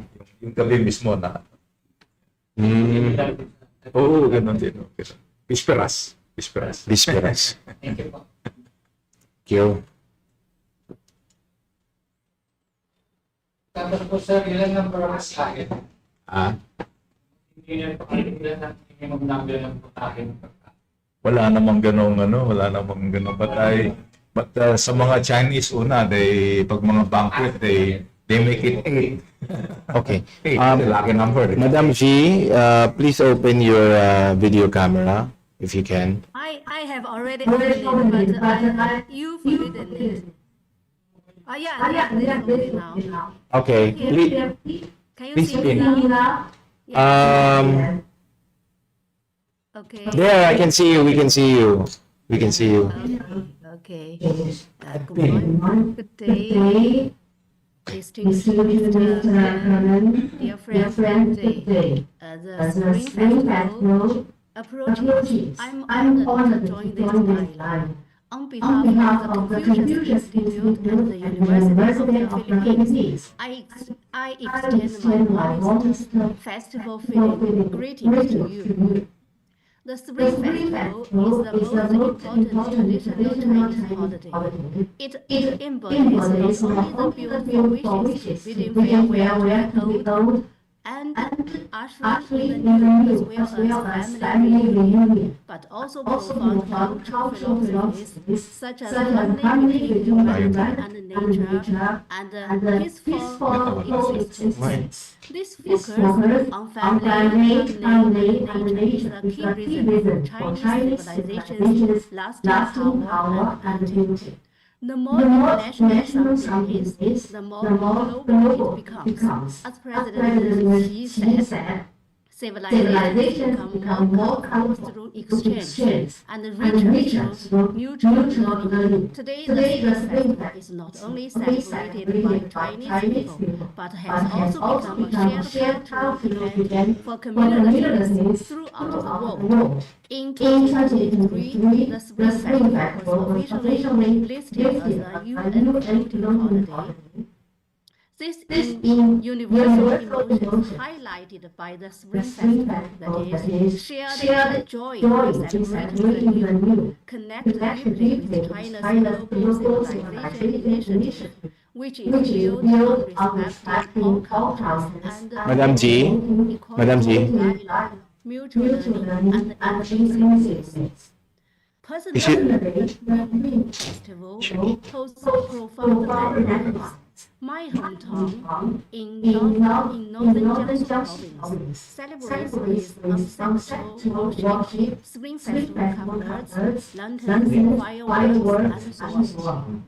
Every household prepares rice balls, dumplings, and other food, while the streets are filled with the aroma of local food and wine, because my hometown is famous for its food. We observe interesting customs, such as staying up late on New Year's Eve, placing money on the children's pillows, eating rice cake before speaking, and avoiding sweet floors on New Year's Eve. As a child, I looked forward to new clothes, visiting relatives, receiving red envelopes that is Hongbao, and watching the Spring Festival together with families. That same year, strong festive feelings remains unforgettable. As I grew older, the Spring Festival became a journey home across mountains and seas. After starting my own small family, my husband, Nang, and I often drove 2 days from Xiamen to my hometown for this holiday.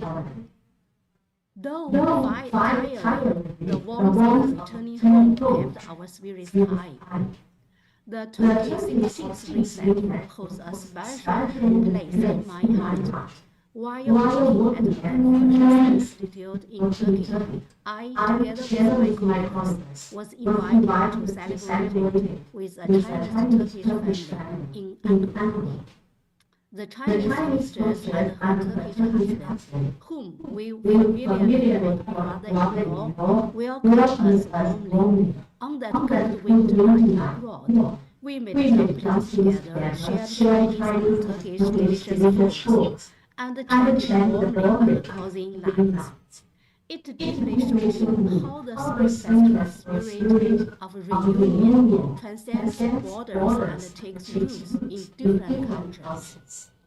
In the Philippines, the Spring Festival is recognized as a special non-working holiday, reflecting Filipino society's respect and inclusiveness toward Chinese culture and serving as a vital bond between our two peoples.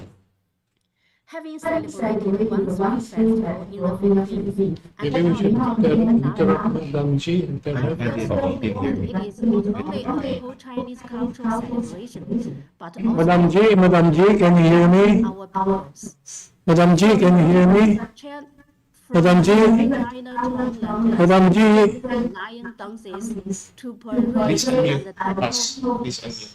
fairs in Cebu and other cities, from Filipino reunions to shared blessings Madam G, communities. Madam G. Vividly reflect the spirit of appreciation, Hindi niya naririnig, ano? one's beauty, the beauty of others, and achieving shared beauty in diversity.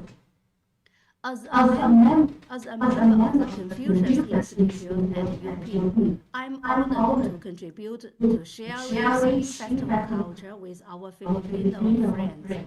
Each year, we collaborate with local universities, government departments, international organizations, and others to organize celebrations. For example, in 2025, we co-organized the Clark Snake Year Spring Festival celebrations with the Clark Development Corporation, attracting hundreds of local participants. This year, now, we are planning a joint event with the Bureau of Immigration, featuring dumpling making, Spring Festival calendars, paper cutting, dragon and lion dancing, Tai Chi, performances, and more. Recently, we have also organized the 2026 International Calligraphy event called 10,000 Welcoming Spring, together with Chinese Calligraphers Association and the Filipino Calligraphers Association. At our teaching sites, for example, the University of Makati, City College of Angeles, we taught Filipino students and staff to write calligraphy, which means short and Spring Festival calendars. Calling on the students experience the charm of Spring Festival culture firsthand. At CCA and UCB, we have just held 2 Spring Festival-themed painting activities.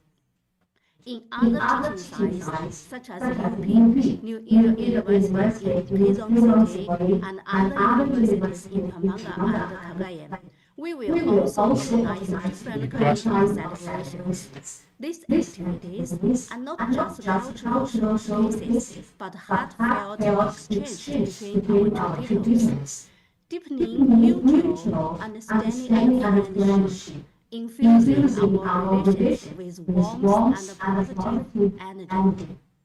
The waves of celebration the Spring Festival now are keeping up with the times. For example, this year, Spring Festival AI integrates AI with traditional customs, enriching the festive with technology and emotional warmth, which make Spring Festival more popular. As a way for China and cultural exchange, we Confucius Institute is delighted to see more Filipino friends experience Chinese culture through constantly developing Spring Festival while sharing the rich culture of the Philippines. In short, when we share the Spring Festival today, we are not only keeping our traditions alive, we are also living out our cultural values and offering a warm, joyful example to the world. It shows that despite our differences, we all cherish similar things: family, reunion, joy, peace, hope, and so on. And that's how we move toward a world that's more harmonious and inclusive for everyone. Finally, I wish you all a joyful Spring Festival, a happy family reunion, and all the best in the coming new year.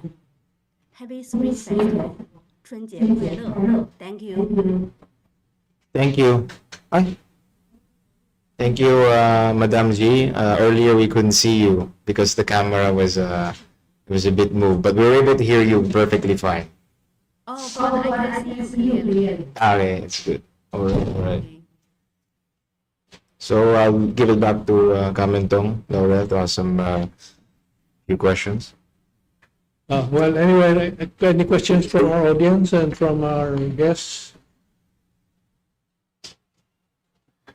So, how long have you been director of the UP Confucius Institute? When did you arrive, Madam G? Do you hear me? Sorry, I can't hear you. When did you arrive in the Philippines to take over the UP Confucius Institute? Can you hear me? Yeah. In UP, yeah. Yeah, Yeah, our our Confucius Confucius Institute Institute is is in in Europe. Europe. We We have have celebrated, celebrated, we have we have organized a organized lot a lot of of activities activities to to celebrate celebrate Spring Spring Festival Festival together together with with our our Filipino Filipino students, students, friends friends, in in different different parts. Yeah. yeah. Yeah, any questions from our audience or anybody?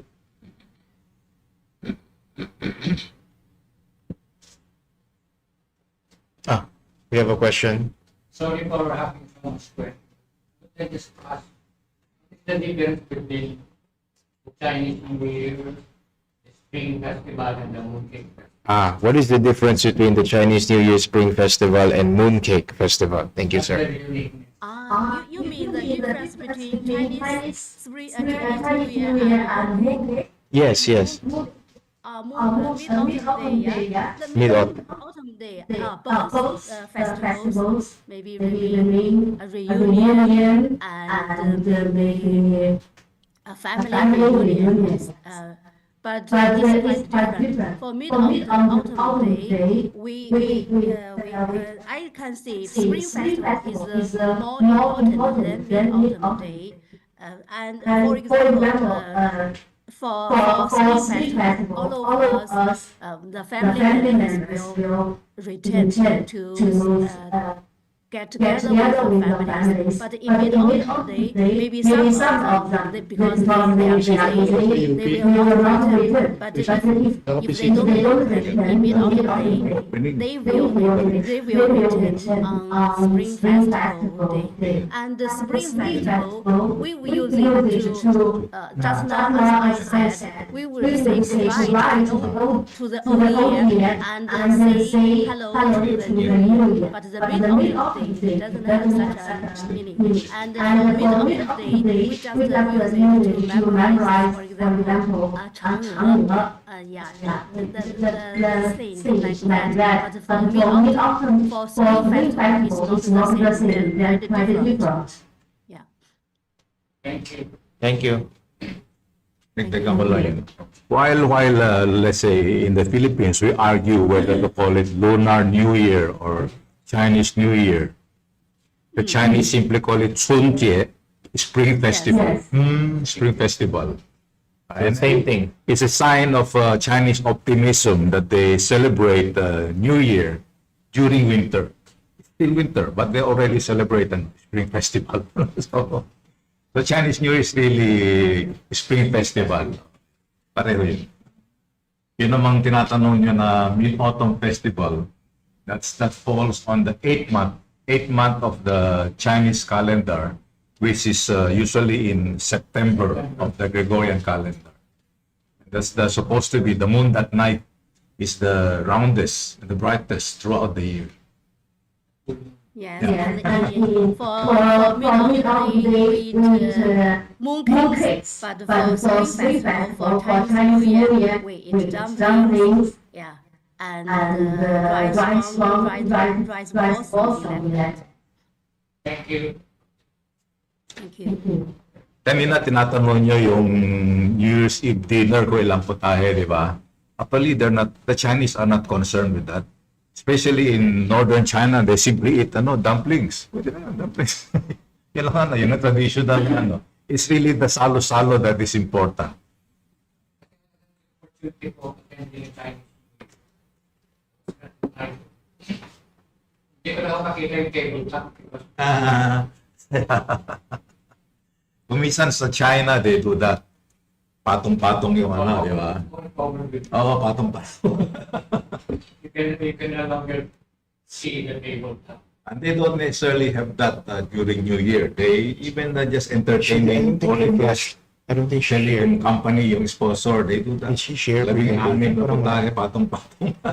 Yung meron bang i-share na video? Madam G, you have a video to share or a PowerPoint? Madam G, do you have a video to share? PowerPoint Or a PowerPoint? presentation? Oh, PowerPoint? Yes. Yeah, I have no PowerPoint, but I can show you some pictures, okay? Okay, please share us with us a picture. Okay, please. Share screen, yung pinakauna. Allow all participants to share screen. Okay. Okay. Yan. But I'm not permitted to share. You're now able to share. Okay. Okay. But others is using it. I still can't use it now. Okay, please allow all participants to share. Okay. Others, maybe someone else is sharing now. So I can't. You're able to share now. We've given you permission to share screen. Yeah. Okay. Let me see.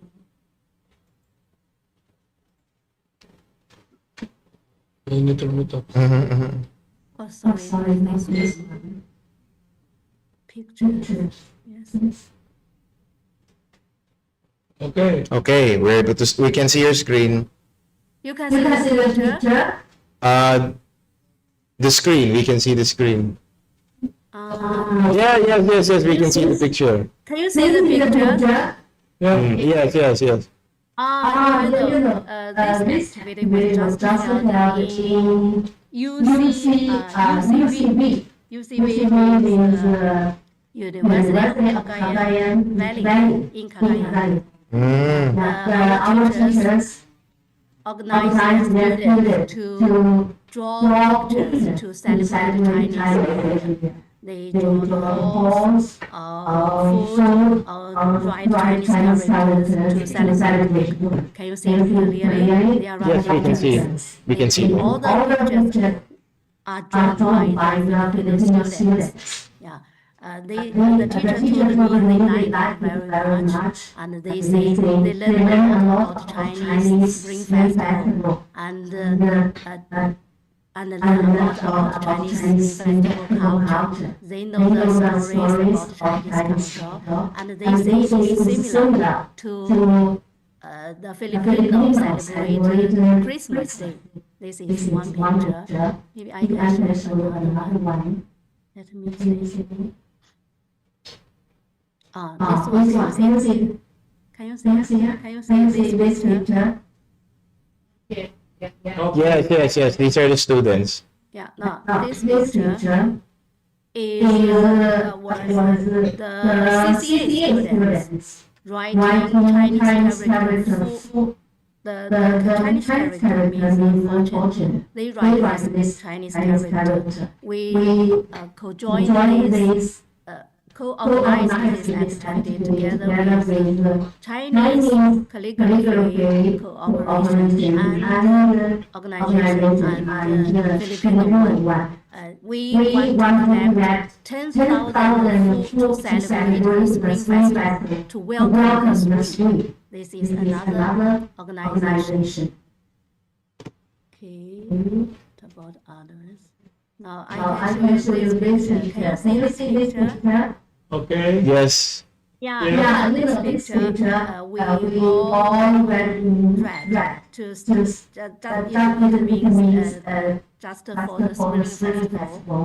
We have got a family get together. We get together each other to celebrate with our families. Now, I'm from Shandong. My sister is from Jiangxi province, and this is my brother, sister-in-law. We joined together with our family, parents to celebrate. And in Spring Festival, we usually red in red. Yeah, it means happiness or something to lucky enough to celebrate it. This is a picture of my family picture. I have got some other pictures, but I can't share it now. I don't know where it is. Yeah, maybe that's all. Thank you. Thank you for sharing with us these pictures. Thank you. What about the PowerPoint? May PowerPoint ba siya? Do you have a PowerPoint? No, I have no point. Okay. I didn't need any PowerPoint. Okay. Sorry. Let me show, I can show you this one. Also, can show you our. Wait a minute. Worse.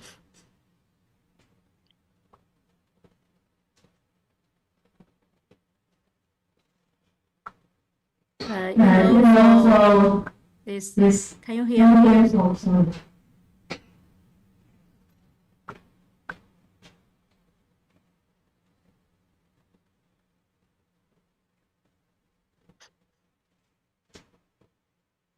No, can you see my screen? Yes. Yes, this one. This activity is organized in UPIS. Yeah, our teachers, together with organizing students, draw pictures to celebrate the Spring Festival. This is one. The students join this. Is the UPIS the integrated studies? Is that the integrated study?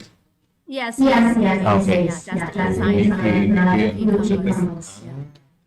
They are Yes, university. They draw Integrated studies.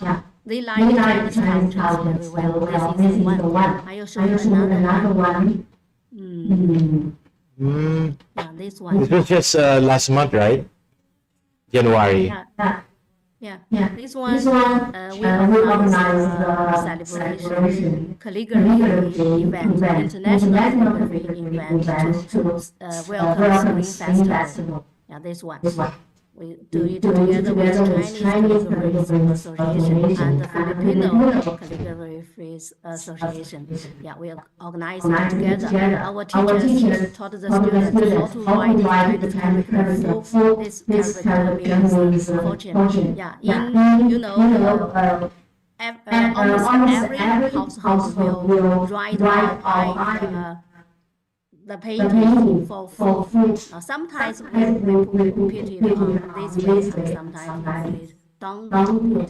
Yeah, this is the way they do it together. Yeah, this is another one.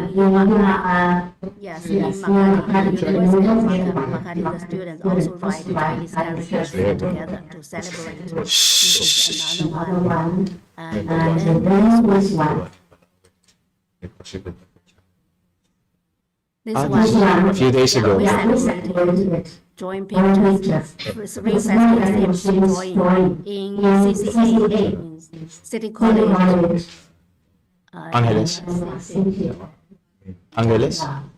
College, yeah, college at Angela. City College of Angeles.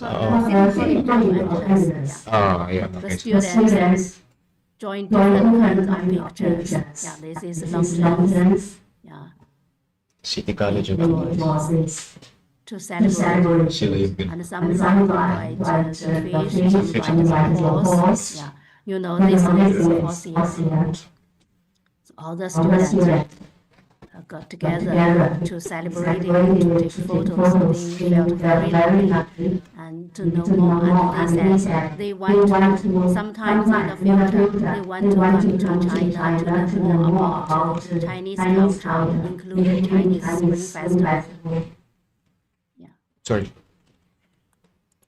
And just yesterday, Oh. yes, we also celebrated in UCB, Cagayan College of University of Cagayan, the students drawing pictures. Sure, senior high now. Yeah, and Yeah, but the teacher teaching Chinese characters. characters. This is Chunjie means Spring Festival, and also means Chinese New Year. And this is Xinmian Pian, Happy Spring Festival, Happy New Year. And this is Ma, this year is horse year, so you can say Ma Nian Dan Qi. Yeah, and the students enjoy themselves, drawing Chinese characters with the spring festival themes. This is the Spring Festival calendars. They join themselves. Yeah. these other joint pictures that the students join. Okay. Yeah, that's what I can share with you. Thank you. Thank you, Madam Ji.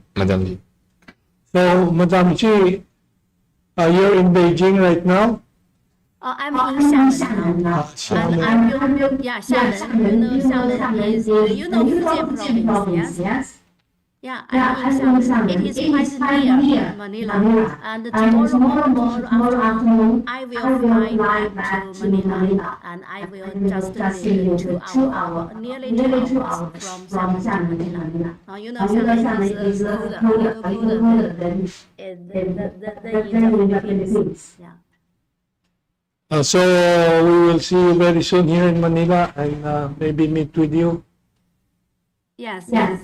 Okay, thank you. And you are welcome to visit our Confucius Institute at the University of the Philippines.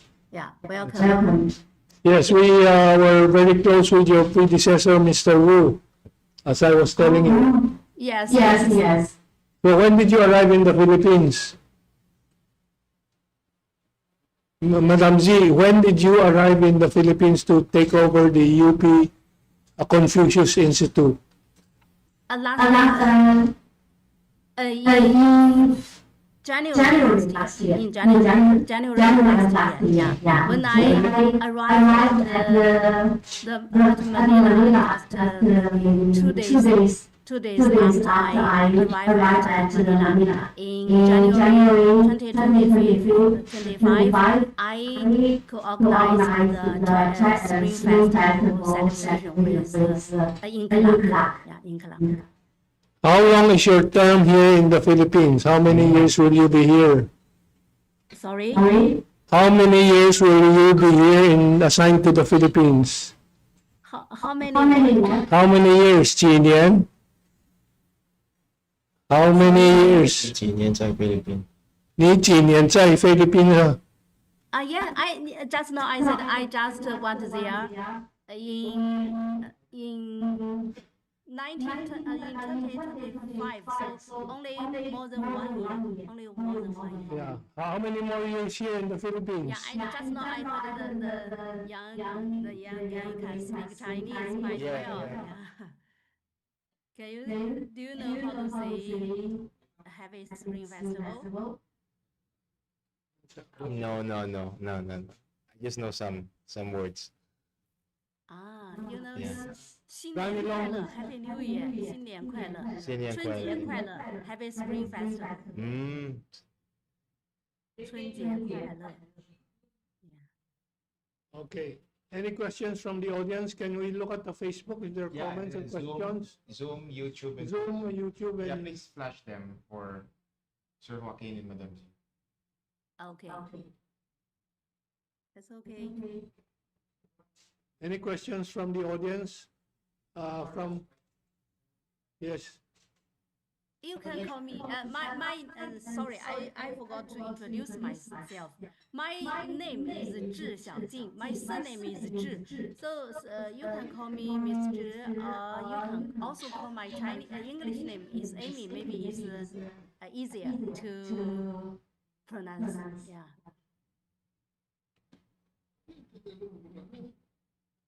Okay. Anyway, we're still trying to look at the Facebook comments or questions. Can you read anything? Yes, we have a question. See the audio. Is the Ateneo Confucius Institute similar to the UP? Yeah, is the Ateneo Confucius Institute similar or the same with the Confucius Institute in UP or University of the Philippines? Yeah, there are altogether there are 5 CIs in the Philippines. Okay. Yes. How many? So where are the CIs one in UP, one in Ateneo, one in One is Angeles City. Angeles University? One is in Bulacan, and the last is in Davao. Davao. Okay. Yes, 5 altogether. 3 are rebuilt together with the universities in Fujian province. For example, our UCI is co-built by UP and Xiamen University. Yeah. Joaquin, can you see some of the questions there that you can answer? I cannot see it. Can you read it?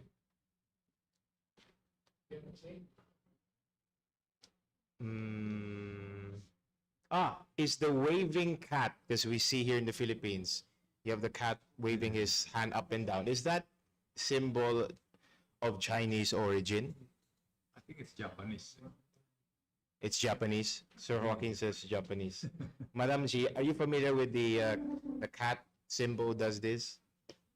Is that of Which one? Chinese origin? Which one? Yep. Please show. What? The cat symbol who does the waving paw of the cat.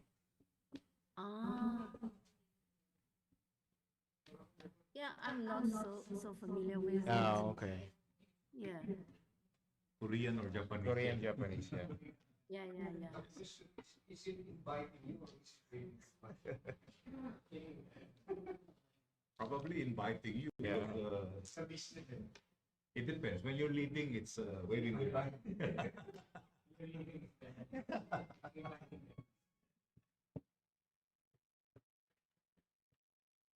No, there are no questions naman here.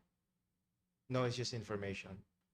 Chinese people were called the descendants of the dragon as the Chinese nation ancestors was the dragon emperor, which was the yellow emperor. Okay, thank you. How about in Facebook or in Zoom? Do we have any questions? Curious lang ako, kasi dito sa atin, di ba sa Pilipinas, 12 years bago ka mag-Chinese. Sa China ba, ilang taon bago ka makatungkol ng ilang years? Before mag You have the idea. Ngayon, bago ka mag-Chinese, ilang years? Kasi tayo, 12 eh. Di ba? Because of the K-12 na Yes. curriculum. So, Madam G, Ma'am Cathy Cruz here from Tuklasin natin is asking a question. In China, how many years do you have to take before you enter college? Because here in the Philippines, it's 12 years because we have the kindergarten, the elementary, and until grade 12. How many years does it take to go in before you can enter college? Do you also have senior high school in China? Yeah. In primary school, now we need 6 years. Then in middle school, we need another six. So altogether, there are 12 years before we enter the college, university. Yeah, 12 years. So it's similar. Yeah. Yeah. Pilipinas. So, kung gano'n, kung 12 days ka rin na sa atin, most probably, saan yung gap? That's the gap, what no? Ano yung gap natin? Bagong generation natin, hindi gano'n. Yeah, we're wondering because here in the Philippines, we have the same number of years in elementary up to high school, 12 years. But we learned from you, Madam G, that it's also the same in China, also 12 years before you enter college. So we're wondering, what is the gap? Why is it that the Chinese are more successful and more educated and much more intelligent than us on average? Oh no, yeah, I also think the education in the Philippines is also very excellent. Yeah, you know, in China, maybe especially in the middle school, higher middle school, something like that, the teachers pay both the family, the parents and the teachers pay much attention to the students' basic learning, such as we have different subjects, including Chinese, math, and philosophy, and something like that, and also English. Yeah, we students maybe usually spend most of their time in studying. Maybe this way, in China, Chinese students spend more time in studying maybe inside the campus or outside than the students.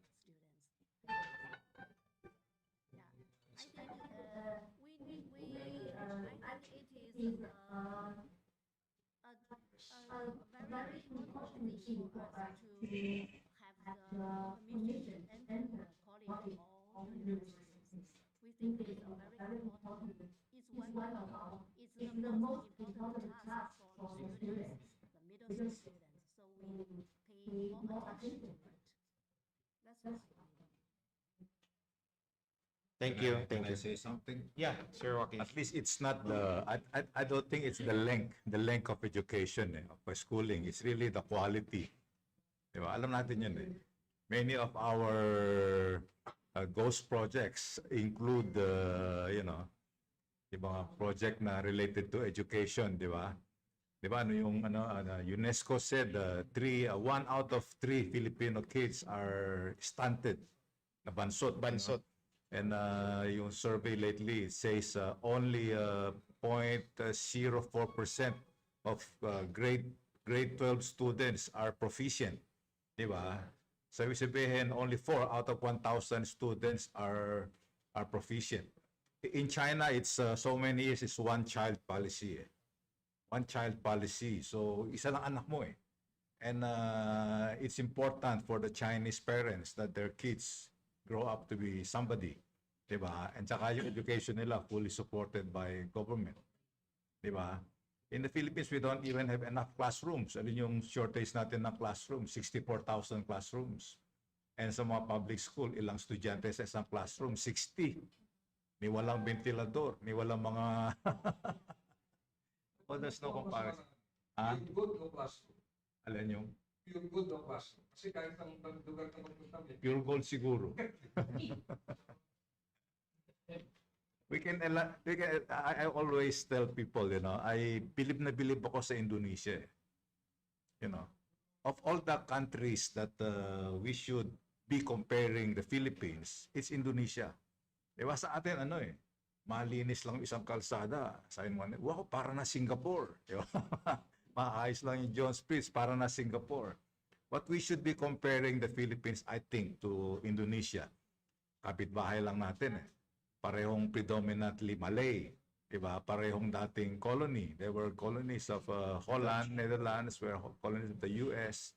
Of course, we were more Americanized, and to our disadvantage, the US still a superpower, diba? Kaya yung control sa atin hindi pa nabibitiwan. Whereas yung mga Indonesian, they're free. Wala na control sa kanila yung mga And because they have a very good, if you look at the survey na ginawa sa Southeast Asia, whether people are pro-China or pro-US, extreme.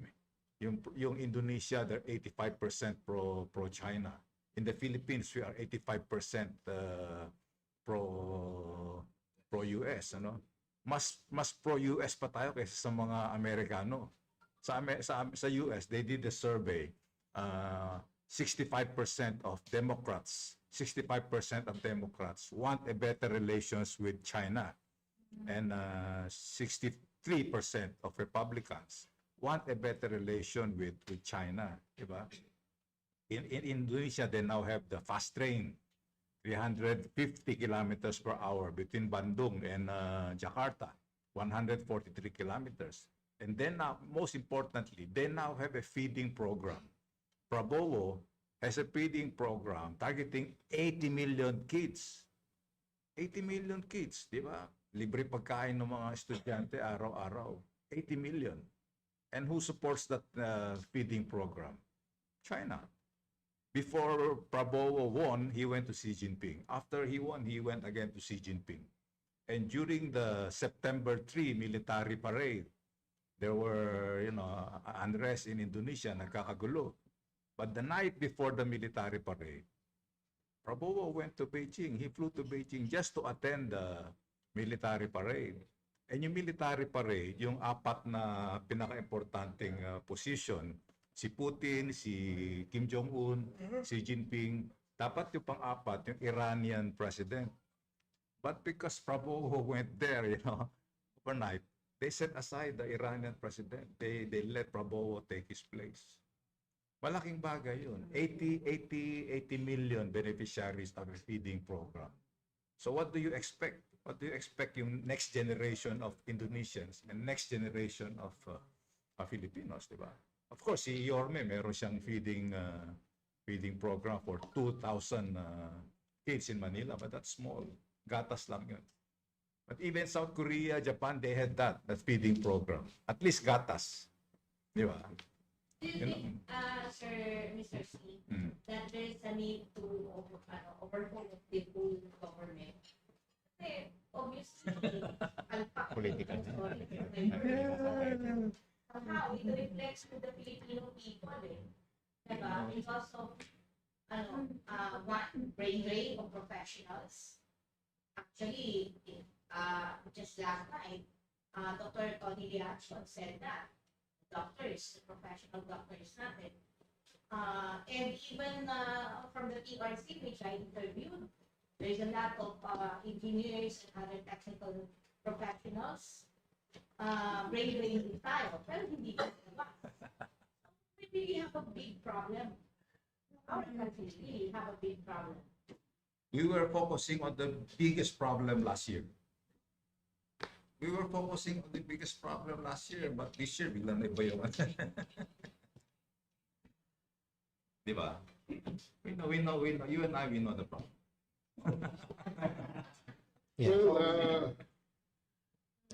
Well, what I want to see in this country is not free education, but compulsory education. Yes. Ang daming bata sa kalye, ang daming, you know.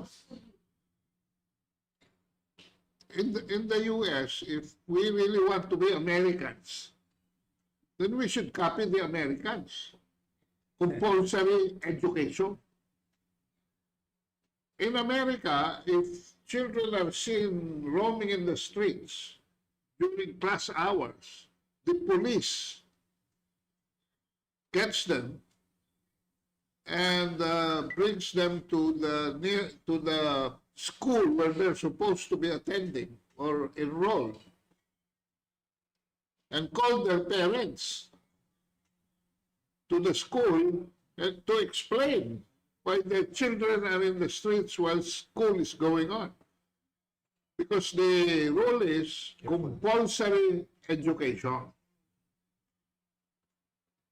But of course, to attain that, ang daming problema pa.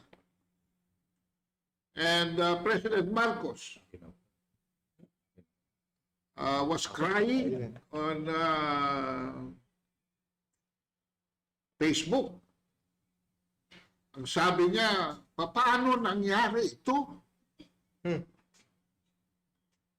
Kaya yung natitira pa, sabi niya, sa panahon ko ay i-devote ko para sa education. Ayun nga lang, hindi natin alam, baka good for a few days or a few weeks or a few months na lang siya, no? For many reasons. But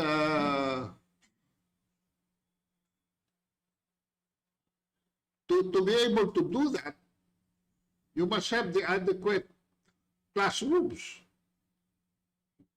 Yung mga adequate classrooms, yung budget doon, naubos na ng flood control. So, at yung flood control budget, naubos na ng mga congressmen at senator. So, we may be talking here about a minimum of 10 years before we can reach compulsory education. Sa China ba, compulsory din ang education? It doesn't have to be compulsory. You always send the kids to school. Isang nga lang anak nila. Oo nga, diba? Oh. So it's very feasible, no?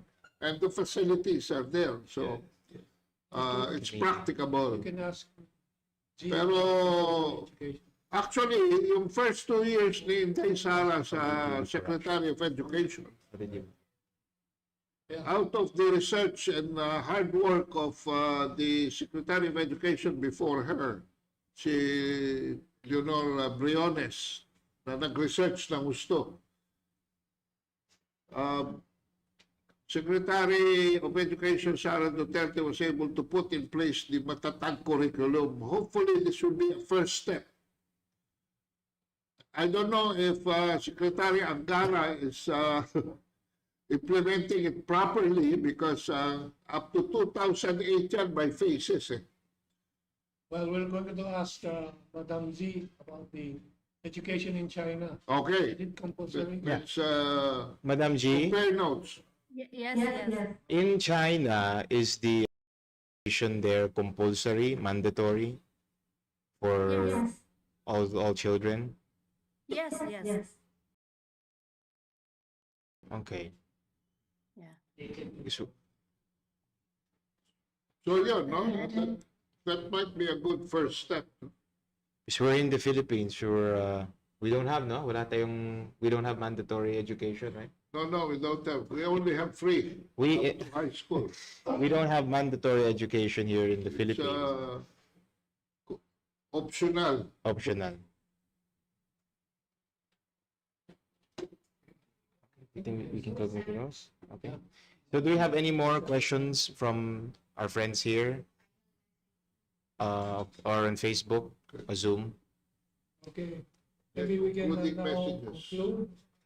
Let's thank Okay. Madam G. Madam G, thank you for your time and your sharing with us your insights and your experience on this Spring Festival. We wish you well, continued success on your activities, Meet you. and we'll hope to see you soon here in Manila. It's good. Thank you. Yeah. Thank you very much. Thank you. Thank you all. But before that, just a question from one of the audience. What courses are offered at the Confucius Institute? Like, what are some of the courses being offered at the CI? Yeah, courses, Mandarin course. Yeah, usually we given Mandarin courses. Mandarin course. Yeah, teach yeah, for HSK basic course. Yeah, teach students. You mean course, the lessons? Yeah. Yeah, we give in different universities, usually some international organizations such as ADB, Asian Development Bank, and some government departments such as the Bureau of BI, yeah, Bureau of Immigration. Yeah, we just teach them the basic Mandarin class, including Chinese pinyin, Chinese characters, Chinese free talk or something like that. We usually, after the students have attended our classes for about 1 semester or 1 year, they can try to take part in the HSK exam. When they for the second year they can for HSK2. For the first year they can get the high source for HSK1, then HSK2, then HSK3. And for if the students have got HSK3 score, they can apply for scholarship to study in China, for example, in Xiamen University, or they can attend summer camp to visit China for several days, for example, for 7 days, something like that. So we just teach them Mandarin class and Chinese cultural class. Yeah, teach them the information about Chinese culture, including the festival culture or calligraphy or paper cutting or some experience such as Tai Chi or Ba Duan Jing. We also teach them Chinese folk music of Chinese song, something like that. Yeah. With us, the courses offered at CI. So, Miss Madame G, can you give us just a final short message or to Okay. summarize the symposium? Thank you.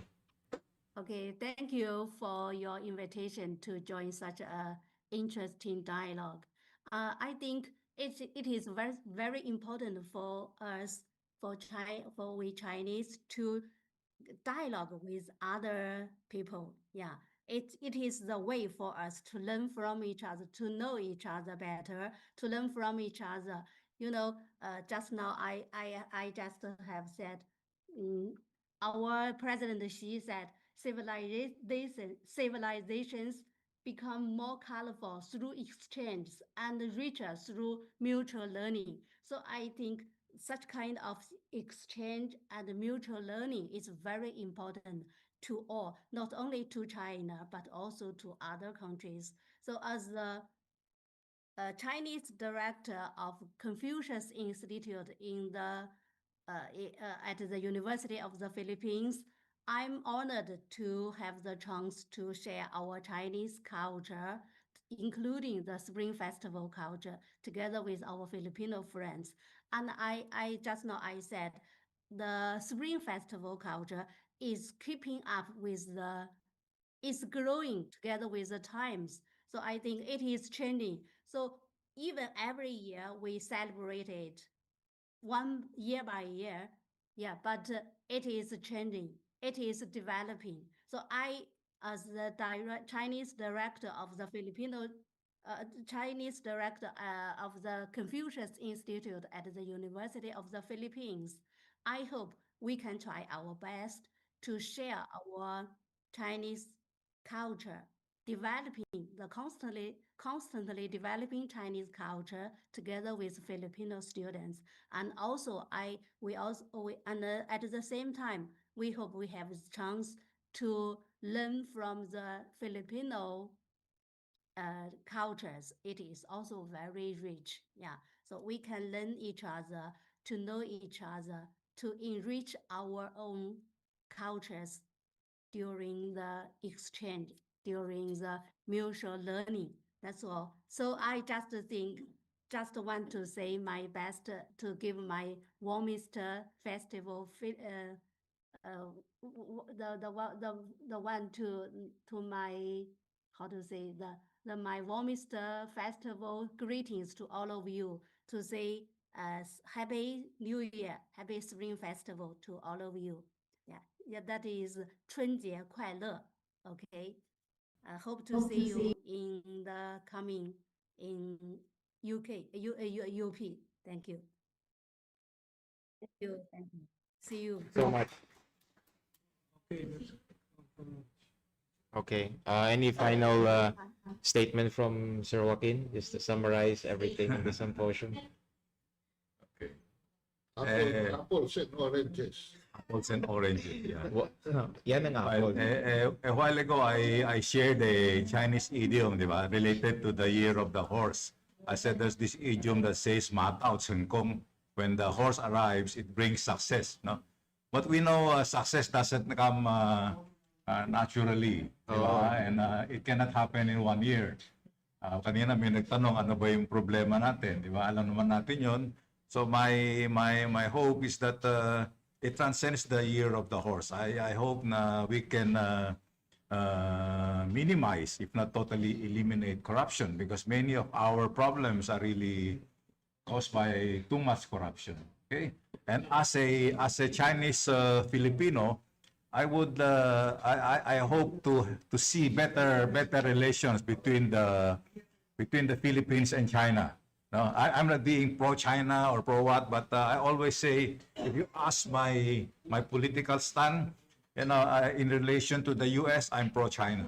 In relation to the Philippines, no quarrel, because what is good for the Philippines is good for China, and what's good for China is good for the Philippines, di ba? And so I hope we can have better relations. If even the Americans hope to have a better relations with China, 65% of them, because they know it's good for them economically. The more na tayo mga Pilipino, we should hope for a better relations with China. Because like I said, we can learn from Indonesia. They also have a territorial dispute with China. And during the time of Jokowi, he actually burned some Chinese fishing boat who went into China, into Indonesian territory. But those things can be set aside. Those should not be the focus of Philippines-China relations, We hope to have better relations with China because it will be good for the Philippines economically, and that is the most important thing. You know, it's only a good economy that can give the people a good life. And that should be the aim of everybody, whether government or private institutions, for the people to have a good life. You know, so that's my wish for the new year and beyond, the years to come. Thank you, Sir Joaquin. Yeah, Kado, please give us your final reflection on this symposium today. Well, maraming salamat, Joaquin. Lalo na doon sa apples and oranges. Kasi, Yun lang pwede na. lagi ko sinasabi na, and I think I can say this because I'm a Filipino. Wala naman akong, hindi naman ako katulad ng ibang senador dyan na may mga ibang citizenship, no? Tsaka yung mga Secretary of Foreign Affairs yan, na European pala. So, para sa akin, ang problema natin ay ang kaaway natin ay ating sarili. Kasi lagi ko na lang sinasabi that the Filipino has a problem for every solution. No? UNCLOS, solution. Arbitral ruling, solution. 2002 Declaration of Conduct, solution. Pero ang Pilipino, because of this false notion that we are backed up by an ironclad commitment from another country,